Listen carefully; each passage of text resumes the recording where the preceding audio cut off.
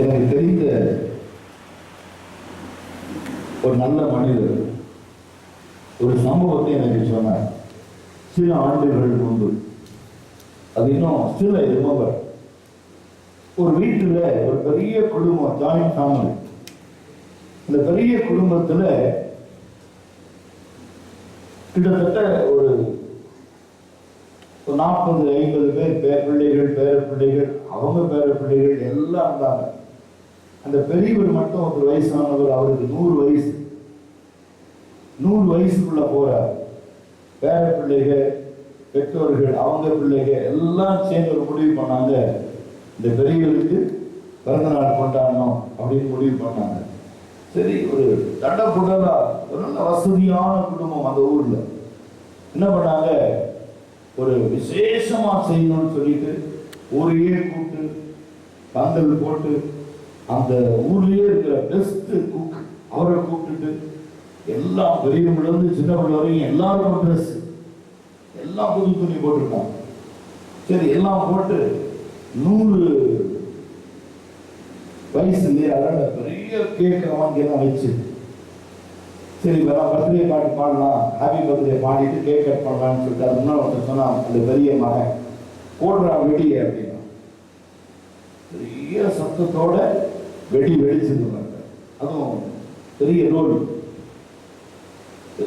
Role பத்த வச்சு விட்டாங்க. அது வெடிக்குது, டம டம டம டம டம டம டம டம நேரம் வெடிச்சு முடிச்சோடனே எல்லாம் புகை, தூள் புகையெல்லாம் இருக்கும் பாருங்க, எல்லாம் புகை எல்லாம் முடிஞ்ச உடனே சரி தாத்தாவை கூட்டிட்டு வாங்கடா அப்படின்னு போய் பார்த்தா தாத்தா இருக்கான். பர்த்டே யாருக்கு? தாத்தாக்கு. பட்டாசை போட்டு கொளுத்தி வெடிச்சு சத்தம், ஒரு பக்கம் புகை எல்லாம் முடிஞ்சு கூப்பிட்டு தேடி, இங்கே தேடு, அங்க தேடுனா ஏதோ ஒரு மூலையில செத்து கிடக்குறாரு, ஹார்ட் அட்டாக். ஒரு பட்டாசு வெடி சத்தம் கேட்டதுக்கு அவர் ஹார்ட் அட்டாக்ல செத்துட்டாரு. ஆனா பர்த்டே யாருக்காக கொண்டாடினாங்க? தாத்தாக்காக. வெடி போட்டு யாரு போயிட்டு சேர்ந்துட்டா? இருக்க வேண்டிய ஆளு இல்ல போயிட்டாரு. அந்த மாதிரி ஆராதனை யாருக்கு? காலையில வந்து இடத்தெல்லாம் சுத்தம் பண்ணி சேரெல்லாம் போட்டு, ஃபேன் எல்லாம் போட்டு, லைட் எல்லாம் போட்டு, யார் வரணும்? முதல்ல அவரை கூப்பிடணும். அவர் வந்து உட்கார்ந்து இருக்கிறார், உங்களை காணணும் அப்படின்னு. அதுதான் சொன்னேன், கிறிஸ்து இல்லாத ஒரு ஆராதனை இல்லை. அதனால என்ன செய்ய, என்ன பண்ணாலும் யார் இருக்கணும்? முதல்ல அந்த நாளுக்குரிய விசேஷித்தவர் அங்க இருக்கணும்.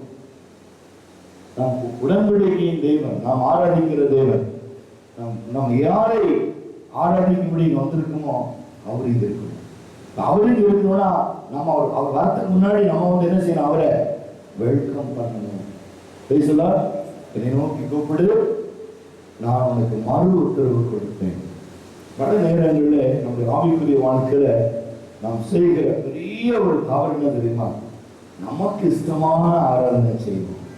அது அவருடைய இருதயத்திற்கு ரொம்ப கஷ்டமா இருக்கும். நமக்கு இஷ்டம், அவருக்கு கஷ்டமா இருக்கும். அதனால ஏன் இதை ஆரம்பிச்சு சொல்றேன் அப்படின்னா, நாம் ஒரு நோக்கத்தோடு, ஒரு மோட்டிவேஷன், ஒரு பிரேயர் லைஃப் அப்படின்னா ஒரு மோட்டிவேஷன் இருக்கணும், ஒரு லைஃப் எக்யூப்மெண்ட் இருக்கணும். இல்லைன்னு சொன்னா நம்ம வாழ்க்கையில ஒரு நாளும் ஜெயிக்க முடியாது. பேசணும்.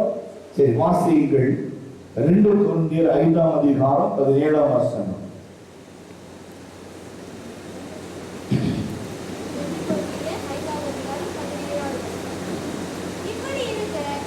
இப்படி இருக்க ஒருவன் கிறிஸ்துவுக்குள் இருந்தால் புது சிருஷ்டியாக இருக்கிறார்,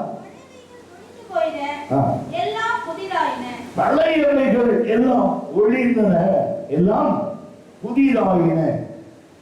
Everything is turned into new. இது வந்து பார்க்கும்போது reconciled to God, be reconciled to God. 12ஆம் வசனத்தை வாசித்து பாருங்க. இது வந்து 12 தொடங்கி 17 வரைக்கும் நீங்க வாசித்தீங்கன்னா உங்களுக்கு அந்த வசனத்துடைய ரகசியம் புரியும். வாசி. 12வது வசனம். இதனாலே நாங்கள் உங்களுக்கு முன்பாக எங்களை மறுபடியும் மெச்சிக்கொள்ளாமல் எங்களை மறுபடியும் மெச்சிக்கொள்ளாமல் இருதயத்தில் அல்ல வெளி வேஷத்தில் மேன்மை பாராட்டுகிறவர்களுக்கு எதிராக எங்களை குறித்து நீங்கள் மேன்மை பாராட்டும்படிக்கு ஏது உண்டாகுகிறோம் என்றாலும் தேவனுக்காக அப்படி இருக்கும். தெளிந்த புத்தி உள்ளவர்கள் என்றாலும் உங்களுக்காக அப்படி இருக்கும். கிறிஸ்துவின் அன்பு எங்களை நெருக்கி ஏவுகிறது. ஏனென்றால் எல்லாருக்காகவும் ஒருவர் மரித்திருக்க எல்லாரும் மரித்தார்கள் என்று பிழைத்திருக்கிறவர்கள்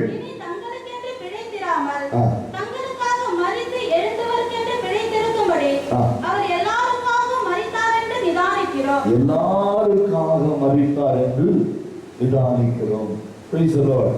இந்த ஆவிக்குரிய வாழ்க்கையில நாம் பார்க்கிற பொழுது இந்த அப்போஸ்தலனாகிய பவுல் ஒரு கொரிந்து சபைக்கு எழுதுகிற நிருபத்துல இதை ஏன் அவர் வலியுறுத்துகிறார் அப்படின்னு ரெண்டு காரியம் பார்க்கும்போது, ஒன்று கம்பல், இரண்டாவது நியூ என்று ரெண்டு வார்த்தைகளை நாம் அங்கு பார்க்கிறோம். One is compel and another one is new என்று பார்க்கிறோம். இங்கே புதிய ஏற்பாடு அப்படிங்கும்போது சொன்ன உடனேயே பால் சொல்றாரு, God wants to insist the apostle to standard life to every believers. Standard life. கிறிஸ்துவ வாழ்க்கை மட்டும்தான் சொல்ல முடியும். நான் வேற ஒரு யாரையும் சொல்ல முடியாது. கிறிஸ்துவர்களை மாத்திரம், கிறிஸ்துவை மாத்திரம், கிறிஸ்துவை பின்பற்றுபவர்கள் மாத்திரம் சொல்ல முடியும். We live a standard life. பாருங்க, இங்க இதை சொல்லிட்டு என்ன சொல்றாரு பாருங்க, நல்லா கவனிங்க. The opportunity to boast. ஒரு சந்தர்ப்பம், உங்க வாழ்க்கையில ஒரு நன்மையை கர்த்தர் செய்த உடனே நீங்க என்ன உங்க வாயிலிருந்து என்ன வருது அப்படின்னு பார்க்கிறதுக்காக தேவன் ஒவ்வொருவர் வாழ்க்கையிலும் ஒரு சந்தர்ப்பத்தை கொடுக்கிறார். ஒரு பெண் திருமணம் ஆகாத ஒரு பெண்ணுக்கு ஒரு நல்ல கணவனை கொடுக்கிறார். உடனே நம்ம என்ன சொல்லுவாங்க, என் படிப்புக்கும் என் குடும்பத்துக்கும் என் அழகுக்கும் என் அறிவுக்கும் நாங்க கொடுத்த கௌரிக்கும் ஏற்ற மாப்பிள்ளை ஆண்டவர் கொடுத்தார். முதல் யார அங்க பூஸ்ட் பண்றாங்க, யாரை முன் வைக்கிறாங்க, தங்களை. ஒரு வேலை கிடைச்சிருக்கு, அந்த வேலை எதனால கிடைச்சிச்சு? உன்னுடைய படிப்புனால அல்ல, இது கிறிஸ்து கொடுத்த வேலை. சொல்லுமா? சரி, திருமணம் ஆகி ரொம்ப நாள் பிள்ளை இருக்கார், ஜெபம் பண்ணி ஒரு குழந்தை கொடுப்பார். உடனே சொல்லுவாங்க, நாங்கள் அந்த டாக்டரை பார்த்தோம், இந்த டாக்டரை பார்த்தோம். அந்த டாக்டர் பேச்சு வரதுக்கு சான்ஸே இல்லை. கர்த்தர் ஒரு குழந்தையை கொடுத்தார். ரெண்டாவது, அந்த குழந்தைக்கு பேர் வைக்கும்போது பார்த்தீங்கன்னா யாரை மகிமைப்படுத்துகிறோம், யாருக்காக செய்யறோம். அடுத்ததான் அந்த குழந்தைய ஸ்கூல்ல சேர்க்கும் போது, அந்த பிள்ளை வளரும் பொழுது, படிக்கிற பொழுது, அந்த பிள்ளைய திருமண பிள்ளை வளரும் பொழுது, பையன் ஃபர்ஸ்ட் ரேங்க் வாங்கிட்டான், 3 டியூஷன் அனுப்புறேன், என் பையன் ஃபர்ஸ்ட் கிளாஸ் வாங்கி. This all we boost ourselves. இதுதான் சொல்றார். Here God give an opportunity from your tongue whether you confess God or yourself.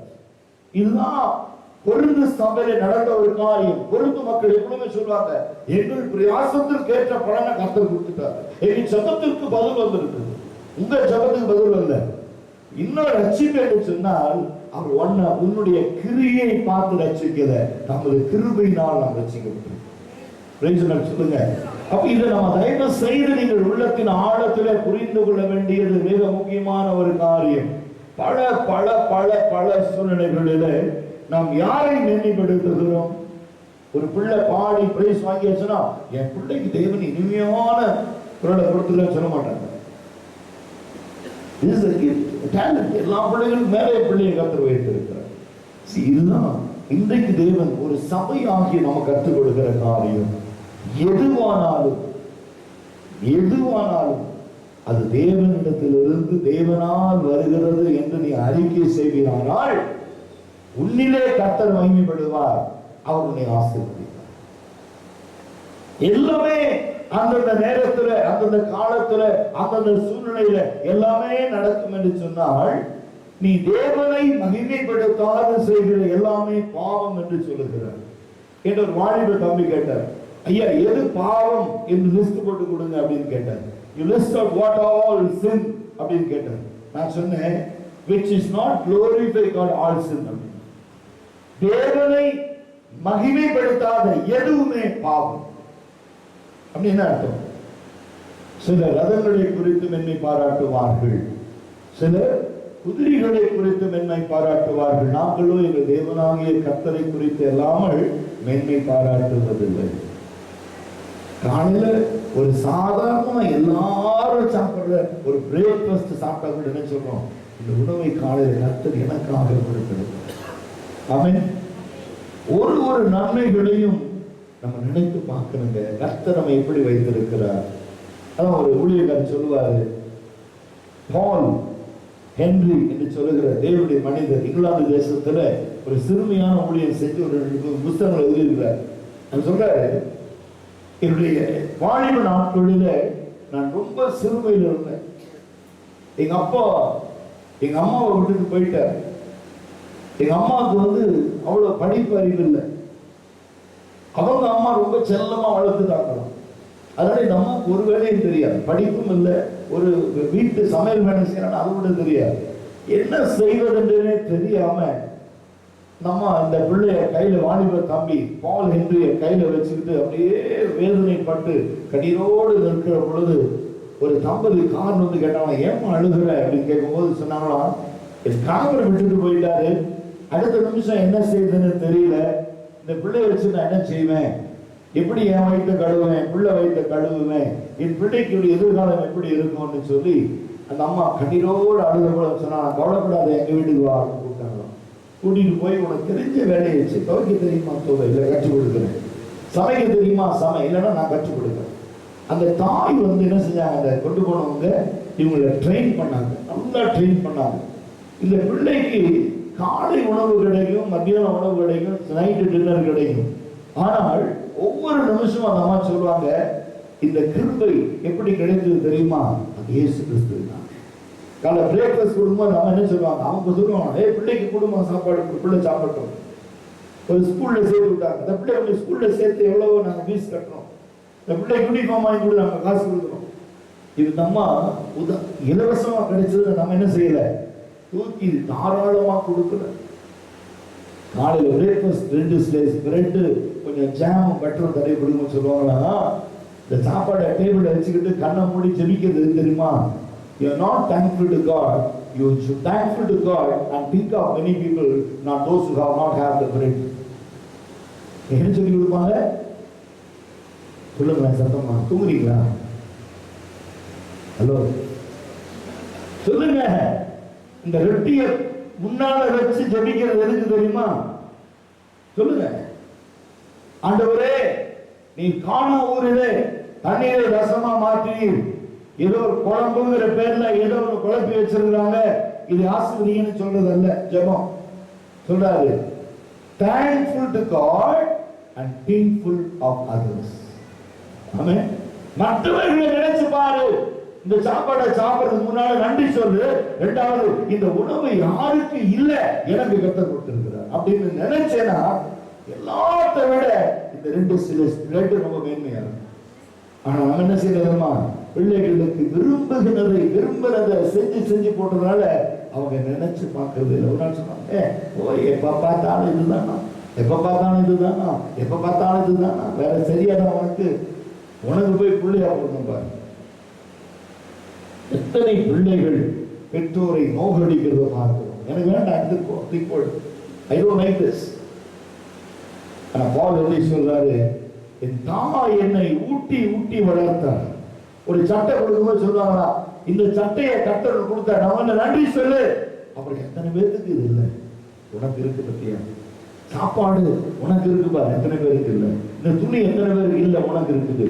நீ போட்டுக்கிற செருப்பு, நீ போட்டு யூஸ் பண்ற சைக்கிள் எவ்வளவு பேருக்கு இல்லை, உனக்கு இருக்கு. அப்போ இல்லாதவர்களை நீ நினைத்து பார்க்கிற பொழுது கிடைத்திருக்கிறதுனால யாருக்கு நன்றி சொல்லுவ? தேவனாகிய கர்த்தர். அதனாலதான் ஊழியக்காரனானார். கர்த்தர் அது நினைச்சு நினைச்சு நினைச்சு நினைச்சு வாலிப நாட்கள்ல திடீர்னு ஒரு நாள் அம்மா சொன்னாங்களாம், தம்பி நீ காலேஜுக்கு போறதை விட்டுட்டு பைபிள் காலேஜுக்கு போயிரு, சரிம்மா. இதுக்கு என்ன பாஸ்டர் அப்பதான் சொன்னாரு, என் தாய் என்னை ஊட்டி வளர்த்தாருன்னா உணவு கொடுத்து வளர்த்தல, கிறிஸ்துவை ஊட்டி ஊட்டி வளர்த்தாள். நன்றி உள்ள இருதயம் எனக்கு. அப்போ யோசிச்சு பாப்பாரா, என்னுடைய வாழ்க்கையில நான் விடப்பட்டிருந்தா, தள்ளி விடப்பட்டிருந்தா, என் வாழ்க்கையில நான் எப்படி இருந்திருப்பேன், எப்படியாய் என் வாழ்க்கை மாறி இருக்கும். ஆனா கர்த்தர் என்னை இந்த நிலைமையில வைத்திருக்கிறார் என்று சொல்லுகிற பொழுது எப்படி இருக்கும் வாழ்க்கை? அதுதான் 12ஆம் வசனத்துல பார்க்கிறவங்க சொல்றாரு, ஆப்பர்ச்சுனிட்டி. கர்த்தர் ஒவ்வொரு வாழ்க்கையிலும் ஒரு சந்தர்ப்பம் எடுக்கிறார். உன் வாழ்க்கையில பிள்ளைகள் கிடைக்கும் பொழுதும், கணவன் கிடைக்கும் பொழுதும், மனைவி கிடைக்கும் பொழுதும், வேலை கிடைக்கும் பொழுதும், அன்றாடம் காலையில உணவு கிடைக்கும் பொழுதும் என்ன செய்யறோம்? நன்றி சொல்லுகிறோம், நினைத்து பார்க்கிறோம். எவ்வளவு பேருக்கு இல்லாத ஒரு வாழ்க்கை. இன்னைக்கு காலையில கிளம்பி கோயிலுக்கு வர முடியல. யோசிச்சு பார், எத்தனை பேர் கோயிலுக்கு வர முடியாம கல்லறைக்கு போயிருக்காங்க. காலையில நேற்று ராத்திரி செத்து போயிருக்க ஹார்ட் அட்டாக்ல, இன்னைக்கு 10 மணிக்கு அடக்கம் வாங்க. இன்னைக்கு கோயிலுக்கு வர முடியாம கல்லறைக்கு போயிருப்பான். இங்கதான் ஆரம்பம். You skip one Sunday, you prepare for the Monday. Monday Monday போடுறது ரொம்ப பேர் மண்டே அப்படின்னு அர்த்தம். மண்டேன்னு அர்த்தம். மண்டேங்கிறது மட்டு மட்டே அப்படின்னு அர்த்தம். புரிஞ்சுதுங்களா? If you success on Sunday, okay, if you success on Sunday, lead a wonderful life on Monday. இல்லைன்னா மட்டே. Praise the Lord. Try to understand. Sunday வராதவன் மட்டே. மட்டேனா மட்டுனா என்ன? மண்ணு. எங்க போயிட்டு வந்தீங்க? மண்ணு போட்டு வந்தோம். மண்டேல போய் நல்ல வேலை செஞ்சுட்டு வரவன் மண்ணு போட்டு, இப்பதான் மண்ணாயிடுச்சு. மண்ணாயிடுச்சு. புரிந்து கொள்ளுங்க. இதுதான் கிறிஸ்துவ வாழ்க்கை. Try to understand. அப்போ God give an opportunity. உன் வாழ்க்கையில ஒரு சந்தர்ப்பம். எவ்வளவு நாட்கள் கர்த்தர் உன்னை தூக்கி எடுத்திருப்பார். எத்தனை நாட்கள் வாழ்க்கையில உனக்கு அனுகூலமான நன்மை செய்திருப்பார். உன் வாழ்க்கையில இருதயத்துல உண்மை இருக்கிறதா? இருதயத்துல கிறிஸ்து செய்த காரியங்களுக்கு நீ நினைத்து பார்க்கிறாயா? ஏன்னா நினைப்பதற்கு அவங்களுக்கு நேரம் இல்லை. நேரம் இல்லாம ஓடிட்டு இருக்காங்க. ஒரு நாள் ஓடுறதுக்கு நேரம் இருக்காது, ஒளியறதுக்கு தான் நேரம் இருக்கும். Praise the Lord. அப்ப நீங்க சொல்றாங்க 12 verses says 12 to 17. The 12th எடுத்து திரும்பி வாசித்து பாருங்க. 12 verses 12. Paul explained his motives to the Corinthians to give them an answer for his dictators. எப்பொழுதுமே அப்போஸ்தலனாகிய பவுல் என்ன செய்வாங்க? ஜனங்கள் டிக்டேட் பண்ணிட்டே இருப்பாங்க. டிக்டேட்டர்ஸ்னா இது தப்பு, இது தவறு, இது நல்லதல்ல, இது சரியானதல்ல, இது அப்படி செய்யணும், இது இப்படி செய்யணும். டிக்டேட்டர்ஸ். ஆனால் கொஞ்சம் சொல்றாரு, who are preoccupied with superficial judgment. Preoccupied. உன் வாழ்க்கையை ஏற்கனவே பங்கெடுத்திருக்கிறார். அவர் என்ன செய்ய போறாரு? நியாய தீர்ப்பை உன் வாழ்க்கையில கொண்டு வர போகிறார். He bring the superficial judgment in your life. Already preoccupied. நீங்கள் சொல்லாமலே உங்களை பொறுப்பெடுத்துக் கொண்டிருக்கிறார். இதுதான் ஆவிக்குரிய வாழ்க்கை. அடுத்த வசனத்தை பார்க்கும் பொழுது 13ஆம் வசனத்தை வாசித்து பாருங்க. verse 13. 2 கொரிந்தியர் 5ஆம் அதிகாரம் 13ஆம் வசனம். நாங்கள் பைத்தியம் கொண்டவர்கள் என்றால் தேவனுக்காக அப்படி இருக்கும். பாருங்க, நீ கிறிஸ்து கிறிஸ்து கிறிஸ்துன்னு ஓடுறாங்க பாருங்க. நேரம் கிடைக்கும் போதெல்லாம் கிறிஸ்து கிறிஸ்து கிறிஸ்துன்னு ஓடுறாங்க பாருங்க. அவன் யார் தெரியுமா? உலகத்தின் பார்வைக்கு அவன் யாரு? பைத்தியங்கள். இது பாருங்க, நல்ல இன்னொரு வாசிங்க. நாங்கள் பைத்தியம் கொண்டவர்கள் என்றால், பைத்தியம் கொன்றவர்கள் என்றால் தேவனுக்காக அப்படி இருக்கும். தேவனுக்காக அப்படி இருக்கும். பைத்தியக்காரனா எங்களை வந்து விமன்ஸ்ல சேர்க்கிறாதீங்க. தேவனுக்கான பைத்தியம், வைராக்கியம். தேவனுக்கான வைராக்கியம். இன்னைக்கு ஓய்வு நாளா? நம்ம இருக்க வேண்டிய இடம் என்ன? தேவனுடைய சமூகம். தேவனுடைய சமூகம். அதுதான் இன்னைக்கு ஆவிக்குரிய வாழ்க்கையில எத்தனை பேருடைய வாழ்க்கையில நாம் பார்த்திருக்கிறோம் பாருங்க. ஒரு முறை ஒரு நல்ல உயர்ந்த மனிதன், படித்த மனிதன், நல்லா படிச்சிருக்கிறார், வேலையில் போய் சேர்றார். சில நாட்களுக்குள்ள அந்த கம்பெனியை ஒரு பெரிய ஃபாரின் கம்பெனி விலைக்கு வாங்கிருச்சு. நல்ல ப்ராடக்ட். அவங்க இன்வெஸ்ட்மெண்ட் பண்ணி எல்லாத்தையும் வாங்கிட்டாங்க. அப்போ மெயினா இருக்கிற key person, first man of the company அவர்கிட்ட கேட்டாங்க, உங்களுக்கு என்ன தெரியும் அப்படின்னு. இந்த I will maintain completely in fingertips. வேற நுனியில இந்த கம்பெனி முழுவதும் என்னால மெயின்டைன் பண்ண முடியும், அவ்வளவு நான் படிச்சிருக்கேன் அப்படின்னு சொன்னாங்க. Yes, very good. The next, if I say some word, everyone will obey you. Yes, very good. Next, I will promptly working for this firm. Yes, good. Next. எல்லாம் சொன்ன பிறகு ஒரே ஒன்று கேட்டாங்க, you are disqualified because so long you boast of yourself, not God. I earned this money because of my God. I am not educated. I cannot shake my finger to do anything. I don't have knowledge. I don't have wisdom. I worship my God day and night because the God's grace given all this to me. அவர் சொன்னாரு, தேவனை மகிமைப்படுத்த முடியாத உன்னை நான் இங்கே அதிகாரியா வச்சிருக்க முடியாது. Better you quit the job. யாரை போட்டாரா? தேவ பக்தி உள்ள ஒரு மனிதனை கொண்டு வந்து என்ன செஞ்சாரு? அந்த இடத்துல போட்டார். பல மடங்கு அந்த கம்பெனியை கர்த்தர் விருத்தி அடைய செய்தார். ஏன் இதை சொல்லுகிறேன் என்று சொன்னால், உன்னுடைய ஞானம், உன்னுடைய அழகு எல்லாமே ஜனங்க பார்வைக்கு அது பைத்தியமாய் தோன்றும். ஆனால் கர்த்தருடைய பார்வையில வேதம் சொல்லுது, தேவ பக்தி உள்ளவனை கர்த்தர் தமக்காக தெரிந்து கொண்டார் என்று அறியுங்கள். கர்த்தர் யாரை தெரிந்து கொண்டாரு? படித்தவர்களை அல்ல, ஞானம் உள்ளவர்களை அல்ல. வேதம் சொல்லுது, இந்த உலகத்துல ஞானிகளை வெட்கப்படுத்தும்படியாய் தேவன் பைத்தியங்களை தெரிந்து கொண்டிருக்கிறார். ஐஸ்வர்யவான்களை வெட்கப்படுத்தும்படியாய் இந்த உலகத்துல தரித்திரர்களை கர்த்தர் தெரிந்து கொண்டிருக்கிறார். நம்ம பைத்தியக்காரர்களா, தரித்திரர்களா? வெட்கப்படாதீங்க. கிறிஸ்துவுக்காக நாம் பைத்தியங்களா இருக்கிறோம், கிறிஸ்துவின் நிமித்தம் தரித்திரர்களா இருக்கிறோம். மகா மேன்மை தேவன் நமக்கு வைத்திருக்கிறார். ஹல்லேலூயா, ஹல்லேலூயா. இது பாத்தீங்கன்னா ரெண்டு காரியம் நான் சொன்னேன். கம்பல்ஸ், கிரீக் வேர்ட் எப்படி இருக்கு? அதாவது 14ஆம் வசனத்தை வாசிங்கன்னா தெரியும். For the love of Christ compels us because we judge us that if one died for all, then all die. 14 verses வாசிங்க. 2 கொரிந்தியர் 5:14 வசனம். கிறிஸ்துவின் அன்பு எங்களை நெருக்கி ஏவுகிறது. ஏனென்றால் எல்லாருக்காகவும் ஒருவரே மரித்திருக்கிறார். எல்லாருக்காகவும் ஒருவர் மரித்திருக்க, எல்லாரும் மரித்தார்கள் என்றும் பிழைத்திருக்கிறவர்கள் இனி தங்களுக்கென்று பிழைத்திராமல் தங்களுக்காக மரித்து எழுந்தவருக்காக பிழைத்திருக்கிறார்கள் என்று அவர் எல்லாருக்காகவும் மரித்தார் என்றும் நிதானிக்கிறோம். பாருங்க, இதுதான் ஆவிக்குரிய வாழ்க்கை. அப்ப நம்ம கவனித்து பார்க்கிற பொழுது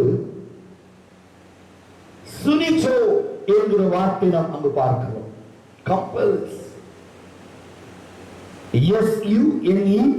SUNECHO.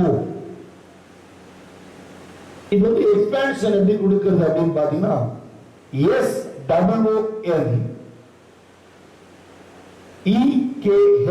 SWONEKH-OH, soon echo அப்படிங்கிற வார்த்தை.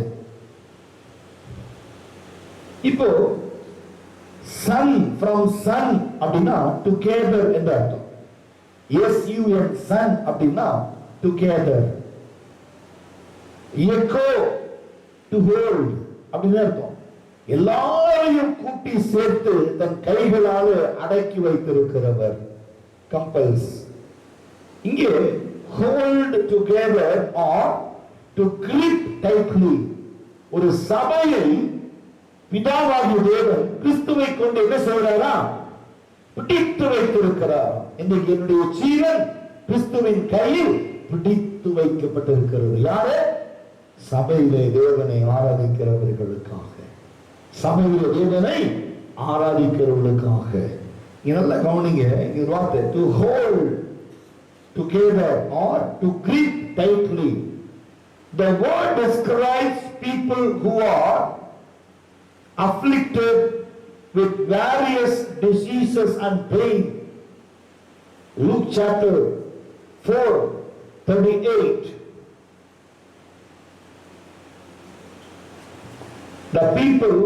The word describes people who are afflicted with various diseases and pains. Luke chapter 4:38. வாசிங்க. லூக்கா 4:38. பின்பு அவர் ஜெப ஆலயத்தை விட்டு புறப்பட்டு நல்லா கவனிங்க, இயேசு கிறிஸ்துவின் வாழ்க்கையில கூட அவர் செய்கிற எல்லா காரியமுமே ஜெப ஆலயத்திற்கு பிறகுதான் செய்கிறார். ஆமென் சொல்லுங்க. இயேசு சாமி என்ன சொல்ல, நீங்களே ஆலயம் அப்படின்ட்டு ஆலயத்துக்கு வராதுன்னு சொல்லல. அவர் தேவனுடைய குமாரனா இருந்தாலும் அவர் எதை கனப்படுத்துகிறார்? worship the Lord, தேவனை ஆராதிப்பதை. அப்ப ஜெப ஆலயத்தை விட்டு புறப்பட்டு, அதாவது பிரசங்கம் செய்த பிறகு அல்லது ஆலயம் முடிந்த பின்பு அவர் புறப்பட்டு போய் சீமோன் வீட்டில் பிரவேசித்தார். சீமோனுடைய மாமி கடும் ஜுரமாய் கிடந்தாள். அவனுக்காக அவரை வேண்டிக் கொண்டார்கள். வாசிங்கம்மா, 4:38 அப்புறம் வாசிங்க. அவர் அவளிடத்தில் குனிந்து நின்று ஜுரம் நீங்கும்படி கட்டளையிட்டார். அது அவளை விட்டு நீங்கிற்று. உடனே அவள் எழுந்திருந்து அவர்களுக்கு பணிவிடை செய்தாள். பணிவிடை செய்வது ஒரு மனுஷனுடைய வாழ்க்கையில தேவாலயத்திற்கு வந்து கடந்து போன பின்புதான் இயேசு சுவாமியே அற்புதம் செய்தார். ஆனா சபைக்கே வராம வாழ்க்கையில கர்த்தர் நன்மை செய்ய வேண்டும் என்று நீ எத்தனை தான் முழங்கால நின்று வேண்டிக் கொண்டாலும் நீ சபை ஆராதனைக்கு வராம கர்த்தரிடத்துல எந்த ஒரு நன்மையும் எந்த ஒரு ஆசீர்வாதத்தையும் நீ பெறவே முடியாது. அநேகர் சொல்லுவாங்க, குடும்பத்துல கஷ்டம் பாஸ்டர், சாப்பாட்டுக்கு வழி இல்லை, கடன் தொல்லை, வேதனை, உபத்திரவம், நிந்தை, அவமானம், அப்படி நாளுக்கு நாள் வசதிட்டே போகும். ஒரே ஒரு கேள்வி கேட்பேன், நீங்கள் குடும்பமாய் கர்த்தரை ஆராதிக்கிறீர்களா? ஒண்ணு. வீட்டுல ஜெபம் இருக்கிறதா? வீட்டுல ஜெபம் இருக்கிறதா? பர்சனல் பிரேயர்ஸ் அது அப்படின்ட்டு விட்டுருவாங்க. ஏன்னா சபைக்கு வர்றதில்லை, குடும்பமா சபைக்கு வர்றதில்லை, அதுலயே டோட்டல் எல்லாமே போயிடுச்சு. அது பிறகு நீ தேவனிடத்துல எதையாகிலும் பெற்றுக்கொள்ளலாம் என்று நினைக்கவே வேண்டாம். ஏன்னா அவர்கள் என்னை மறந்தார்கள், நானும் அவர்களை மறந்தேன் என்று சொல்கிறார். If one Sunday if you neglect, திருமணமான ஒரு புதிய தம்பதி ஹனிமூனுக்கு போனாங்க. எப்போ? சனிக்கிழமை கிழமை, ஞாயிற்றுக்கிழமை காலையில் பஸ் விடிய காலையில போய் சேர்ந்துருச்சு. ஒரு ஹில் ஸ்டேஷன் விடிய காலையில போய் சேர்ந்துருச்சு. அப்ப எல்லாம் அந்த குழுருக்கு எல்லாருமே லாட்ஜஸ் ஓபன் ஆகல, எந்த ஒரு இதுவும் இல்லை. பஸ் ஸ்டாண்ட் விட்டு இறங்கணும்னா நம்ம சொன்னா பேக் எடுத்துக்கிட்டு, கையில பேக் எடுத்துக்கிட்டு கொஞ்சம் தூரம் அப்படியே நடந்து போயிட்டு வந்துடலாம்னு சொல்லிட்டு 2 பேர் நடந்து போறாங்க. விடிஞ்சிருச்சு.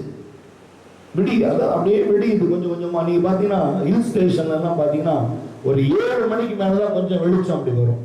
மோடமாவே இருக்கும் பாருங்க, மிஸ்ட் இருக்கும், ஃபுல்லா மிஸ்ட் இருக்கும். இங்க வந்து காலையில் 5 மணிக்கு வெயில் வந்துடும். அவன் இருட்டிலேயே தடவி தடவி தடவி போயிட்டு இருக்கான். திடீர்னு அந்த பிள்ளை 2 பேரும் கையை பிடிச்சு நடந்துட்டு போறாங்க. இவர் கையை இந்த கையில இருந்து இந்த பைய மாத்தி வைக்கிறதுக்காக பைய மாத்திட்டு கையை விட்டுறாரு. சில நிமிஷங்களுக்குள்ள ஒரு சத்தம், வீண் ஒரு சத்தம், அவ்வளவுதான். 2 பேர்த்துல ஒரு ஆள் பள்ளத்துல விழுந்தாச்சு. 2 பேர்த்துல ஒரு ஆள் பள்ளத்துல விழுந்தாச்சு. பைய வச்சுட்டு ஒரே பனி மூட்டம். என்ன செஞ்சா, என்னமோ அசம்பாவிதம் நடந்துருச்சு, நம்ம திரும்பி வச்சா நம்ம ஒழுங்கு என்ன செய்ய, பின்னால நடந்து வந்து வந்த இடத்துக்கு போயிட்டு விடிகிற வரைக்கும் காத்திருந்து விடுன்னு சொன்ன சில போலீஸ்ல சொல்லி ஆட்களை கூட்டிட்டு போயிட்டா இங்கே வந்தீங்க. ஒருவேளை மனைவி படு பாதாளத்துல விழுந்திருப்பாங்க. ஆட்களை வந்து தேட சொல்லலாம். கிட்டத்தட்ட 700 அடி பள்ளத்துல அவள் விழுந்து கை கால்கள் சதறி மறைத்து போனாள். அந்த நாள் ஞாயிற்றுக்கிழமை. வேலை செய்ய எத்தனையோ நாட்கள் உண்டு, ஊரை சுத்தி பார்க்க எத்தனையோ நாட்கள் உண்டு. Not on Sunday. Sunday is a Sabbath day. தேவன் அந்த நாளை ஓய்வு நாளை பரிசுத்தமாக்குகிறார், அந்த நாளை ஆசீர்வதிக்கிறார். நீ ஆசீர்வதிக்கப்பட வேண்டுமானால் ஞாயிற்றுக்கிழமை அவர் ஆசீர்வதிக்கிற ஆசீர்வாதத்துக்குள்ள நீ இருக்கணும். இல்லைன்னா கிறிஸ்துவுக்காக பைத்தியமா இருக்கிறவன் பைத்தியமாயிட்டு கிறிஸ்துவ தரணும். புரியும் நினைக்கிறேன். நம்ம எல்லாம் ஏன் தெரியுமா பைத்தியம் முடிச்சு சபைக்கு வந்திருக்கிறோம். ஆனா இவங்க சொல்லுவாங்க என் வீட்டுக்காரருக்கு பைத்தியம் முடிச்சிருச்சு என்று ஜோம் பண்ணுங்க பாஸ்டர். அந்த நிலைமை வர வேண்டாம் நினைக்கிறேன். இதுதான் ஆவிக்குரிய வாழ்க்கை, இதுதான் ஆவிக்குரிய வாழ்க்கை. அடுத்த காரியம் பாருங்க. For the love of Christ. இந்த கம்பல்ங்கிற வார்த்தையில பாத்தீங்கன்னா அடுத்த ஒரு காரியம். முதல்ல அவர் குணமாக்குறார். யாரு? பேதுருடைய மாமி. அந்த அம்மாக்கு ஜுரம், கை காலெல்லாம் வலி, தலையெல்லாம் வலி, உடம்பெல்லாம் வலி. இயேசு அவர்களை குணமாக்குகிறார் இல்லையா? உடனே நம்ம என்ன செஞ்சாங்க? இயேசுவுக்கு பணிவிடை செய்கிறாங்க. இயேசுனா தலையாகிய சபைக்கு பணிவிடை செய்கிறார்கள். அடுத்த காரியம் இன்னொன்னு சொல்றாரு, paralyzed by fear. அடுத்த ஒரு பெரிய வியாதி இருக்குமா? paralyzed by fear அப்படின்னா பயத்தினால செயலற்று போனவர்கள். பயம். வாசித்து பாருங்க, லூக்கா 8ஆம் அதிகாரம் 37 வாசித்து பாருங்க. Luke chapter 8 verse 37.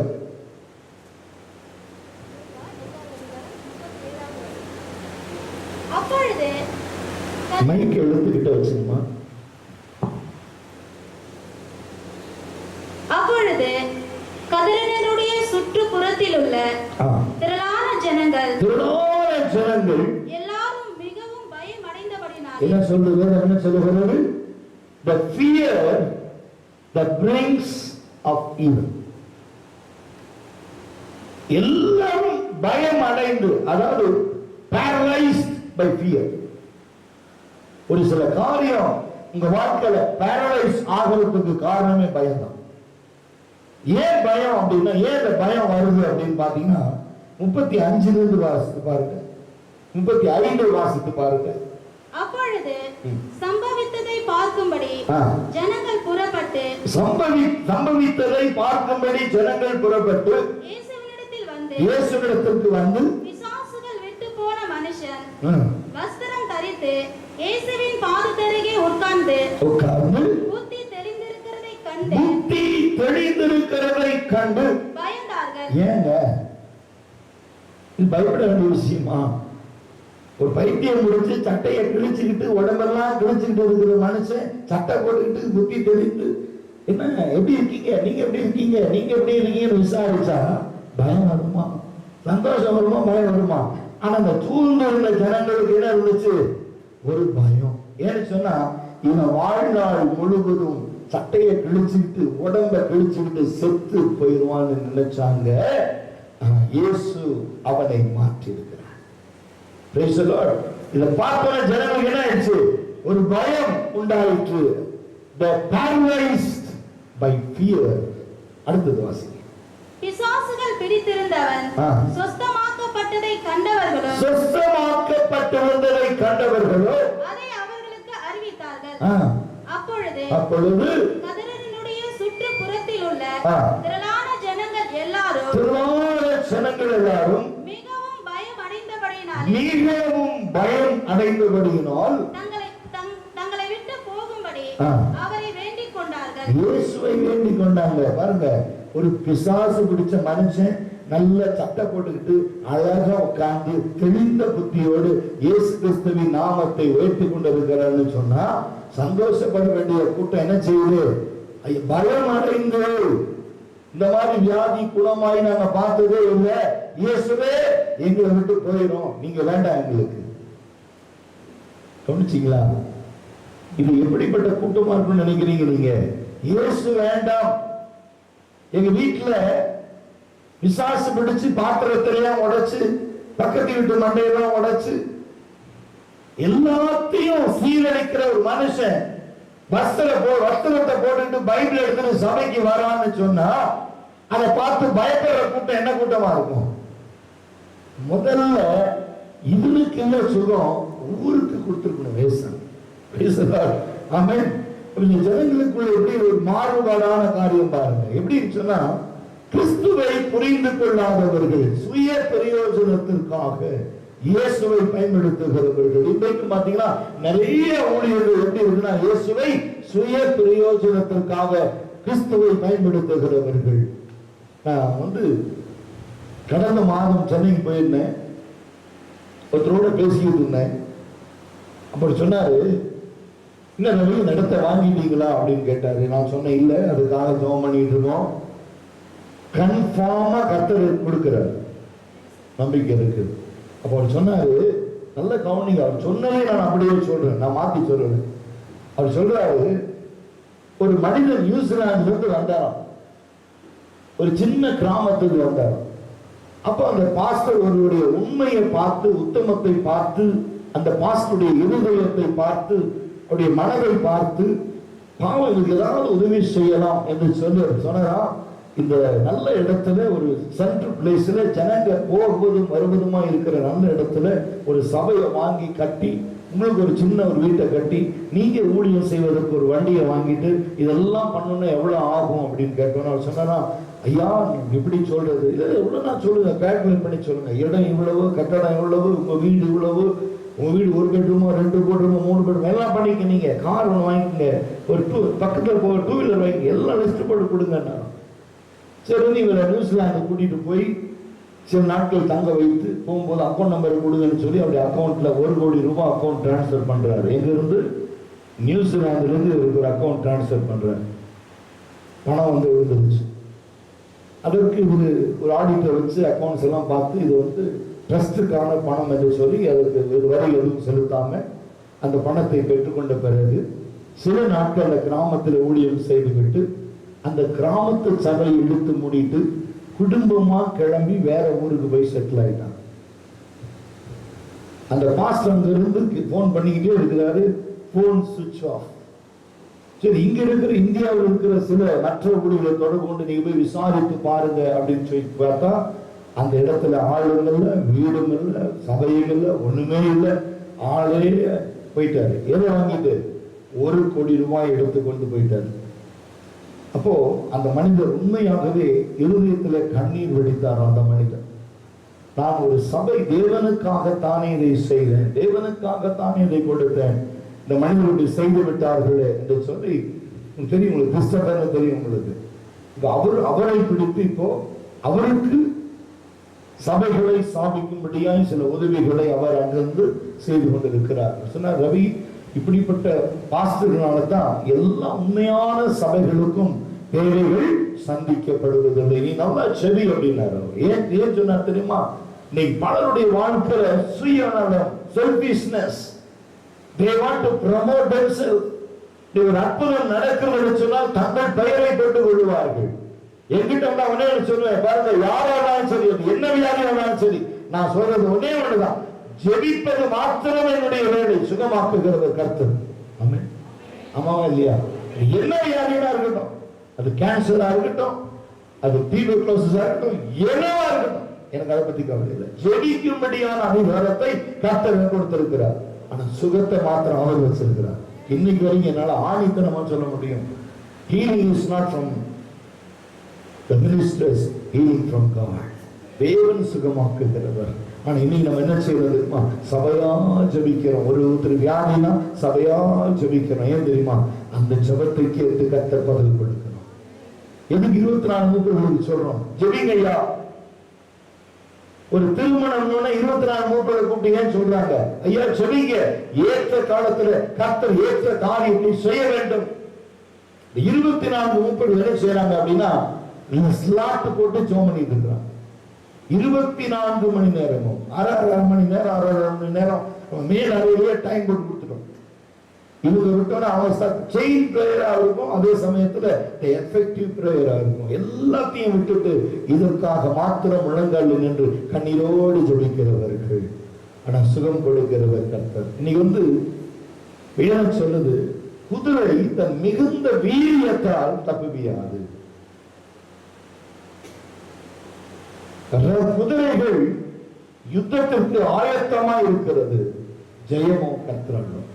உங்ககிட்ட என்ன இருந்தாலும் சரி, சொத்து இருக்கலாம், பணம் இருக்கலாம், பதவி இருக்கலாம், அழகு இருக்கலாம், அந்தஸ்து இருக்கலாம், ஆனா அவன் வாழ்க்கையில வெற்றிங்கிற ஒரு வெற்றியை கொடுக்கிறது ஆமாவா இல்லையா? என்ன இருந்தாலும் அன்னைக்கு ஒரு இன்விடேஷன் வந்துச்சு எனக்கு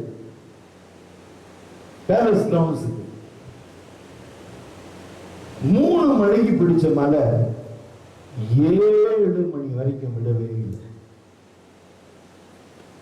சரி வேண்டாம், உனக்கு கேன்சல் பண்ணிடுவோம், நான் போகல.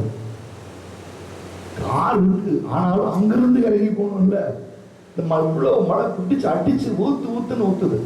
சரி அடுத்த நாள் ஒரு ஃபோன் பண்ணிட்டு என்ன ஆச்சுன்னு கேட்கலாம்னு சொல்லிட்டு ஃபோன் பண்ணி, என்ன ஆச்சு, கல்யாணம் எப்படி நடந்துச்சு அப்படின்னா, எங்க நடந்துச்சு, பொண்ணு மாப்பிள்ளைய மட்டும் சேஃப்டியா வந்துட்டோம், 2 ஃபேமிலி மட்டும் வந்துட்டோம், ஜனங்க யாருமே வரல. கொஞ்சம் ரொம்ப முக்கியமான ஆளுங்க எங்க ஊர்ல வந்தவங்க மட்டும் வேற வழி இல்லாம கொண்டு வந்து சேர்த்தோம். எல்லாம் நனைஞ்சு பால் அவ்வளோ சாப்பாடும் தூக்கி குப்பையில போட்டோம். ஏன் தெரியுமா? அவங்க இன்விடேஷன் யாருக்கு கொடுத்தாங்க? முதல்ல யாருக்கு கொடுத்தாங்க? கணத்தை யாருக்கு கொடுத்தாங்க? மகிமையை யாருக்கு கொடுத்தாங்க? யாரை கனப்படுத்துவது, யாரை முன்பாக வைப்பது, யாரை பின்னால வைக்கிறது, யாரை செய்யறது, யார் அது? சொன்னாங்க, ஐயா ஒண்ணு தப்பு பண்ணிட்டேன். என்னையா பண்ணீங்க அப்படின்னு அவர் சொல்றாரு, எல்லாமே செஞ்சுட்டு ஏதோ அப்படிங்கிற மாதிரி ஒரு காரியம் செஞ்சாங்க. அந்த காரியம் நடக்கலை.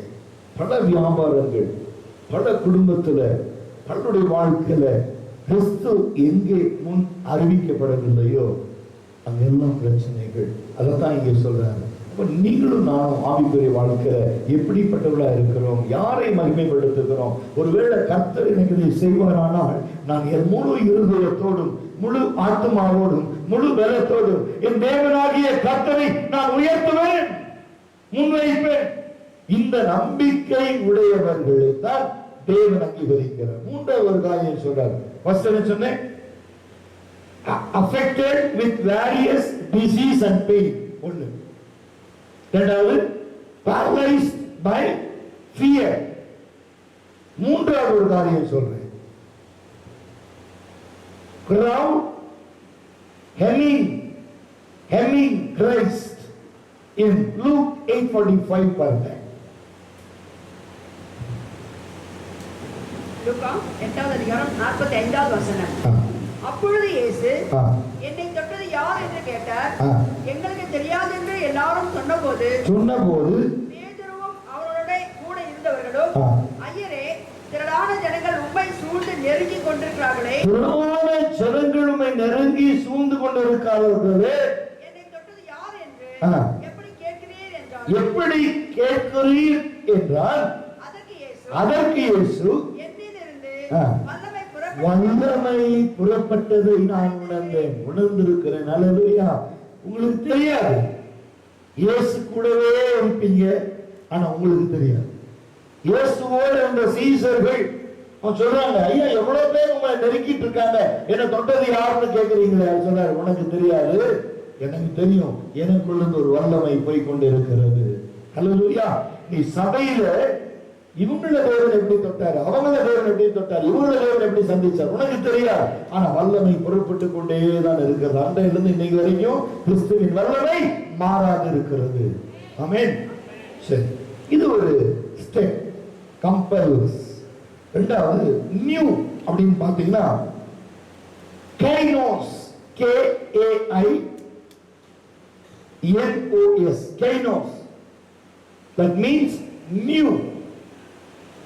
Therefore, if anyone is in Christ, he is a new creation.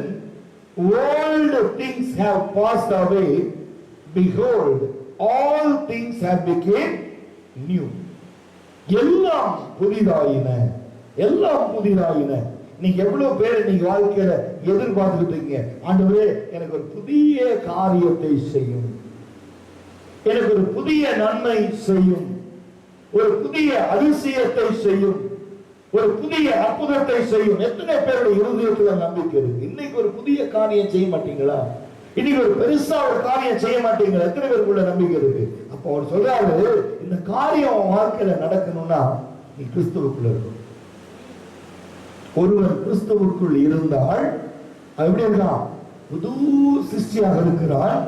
பழையவைகள் எல்லாம் ஒழிந்தன, எல்லாம் புதிதாகின. சரி, உங்க வாழ்க்கையில என்ன எல்லாம் புதுசாகணும்னு நீங்க நினைக்கிறீங்க? யாராவது ஒரு 2-3 பேர் சொல்லுங்க, டக்குன்னு சொல்லுங்க. எனக்கு இது புதுசாகணும், யாராவது டக்குன்னு சொல்லுங்க. காரை வாங்கி 8 வருஷம் ஆயிடுச்சு, மாத்தணும், அடிக்கடி ரிப்பேர் வருது, கார் புதுசா வேணும் அப்படின்னு யாராவது ஒருத்தர். வீடு ஒழுங்குதையா, வாடகை வீடு புதுசா கத்த கொடுக்கணும் அப்படி ஒரு சிலர். கட்டின புடவையெல்லாம் கட்டி கட்டி கட்டி பழசாயிடுச்சு, எல்லாம் புதுசா வரணும். எவ்வளவு பேர்? கல்யாணம் ஆன டைம்ல போட்ட தாலி இப்பவோ அப்பவோ அழுகிற மாதிரி இருக்கு. தங்க வைக்கிற நிலைக்கு வாங்க முடியல, புதுசா வீட்டுக்கார பண்ணி போடுவாரா அப்படின்னு நீங்க கேக்குறீங்களா? எது புதுசாகணும்?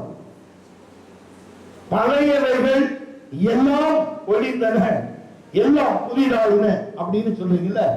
எனக்கு தெரிஞ்ச ஊழியர்காரனா எனக்கு 7 காரியம் எனக்கு புதுசு வேணும். எனக்கு 7 புதுசு வேணும். 1 இல்ல 2 இல்ல 7.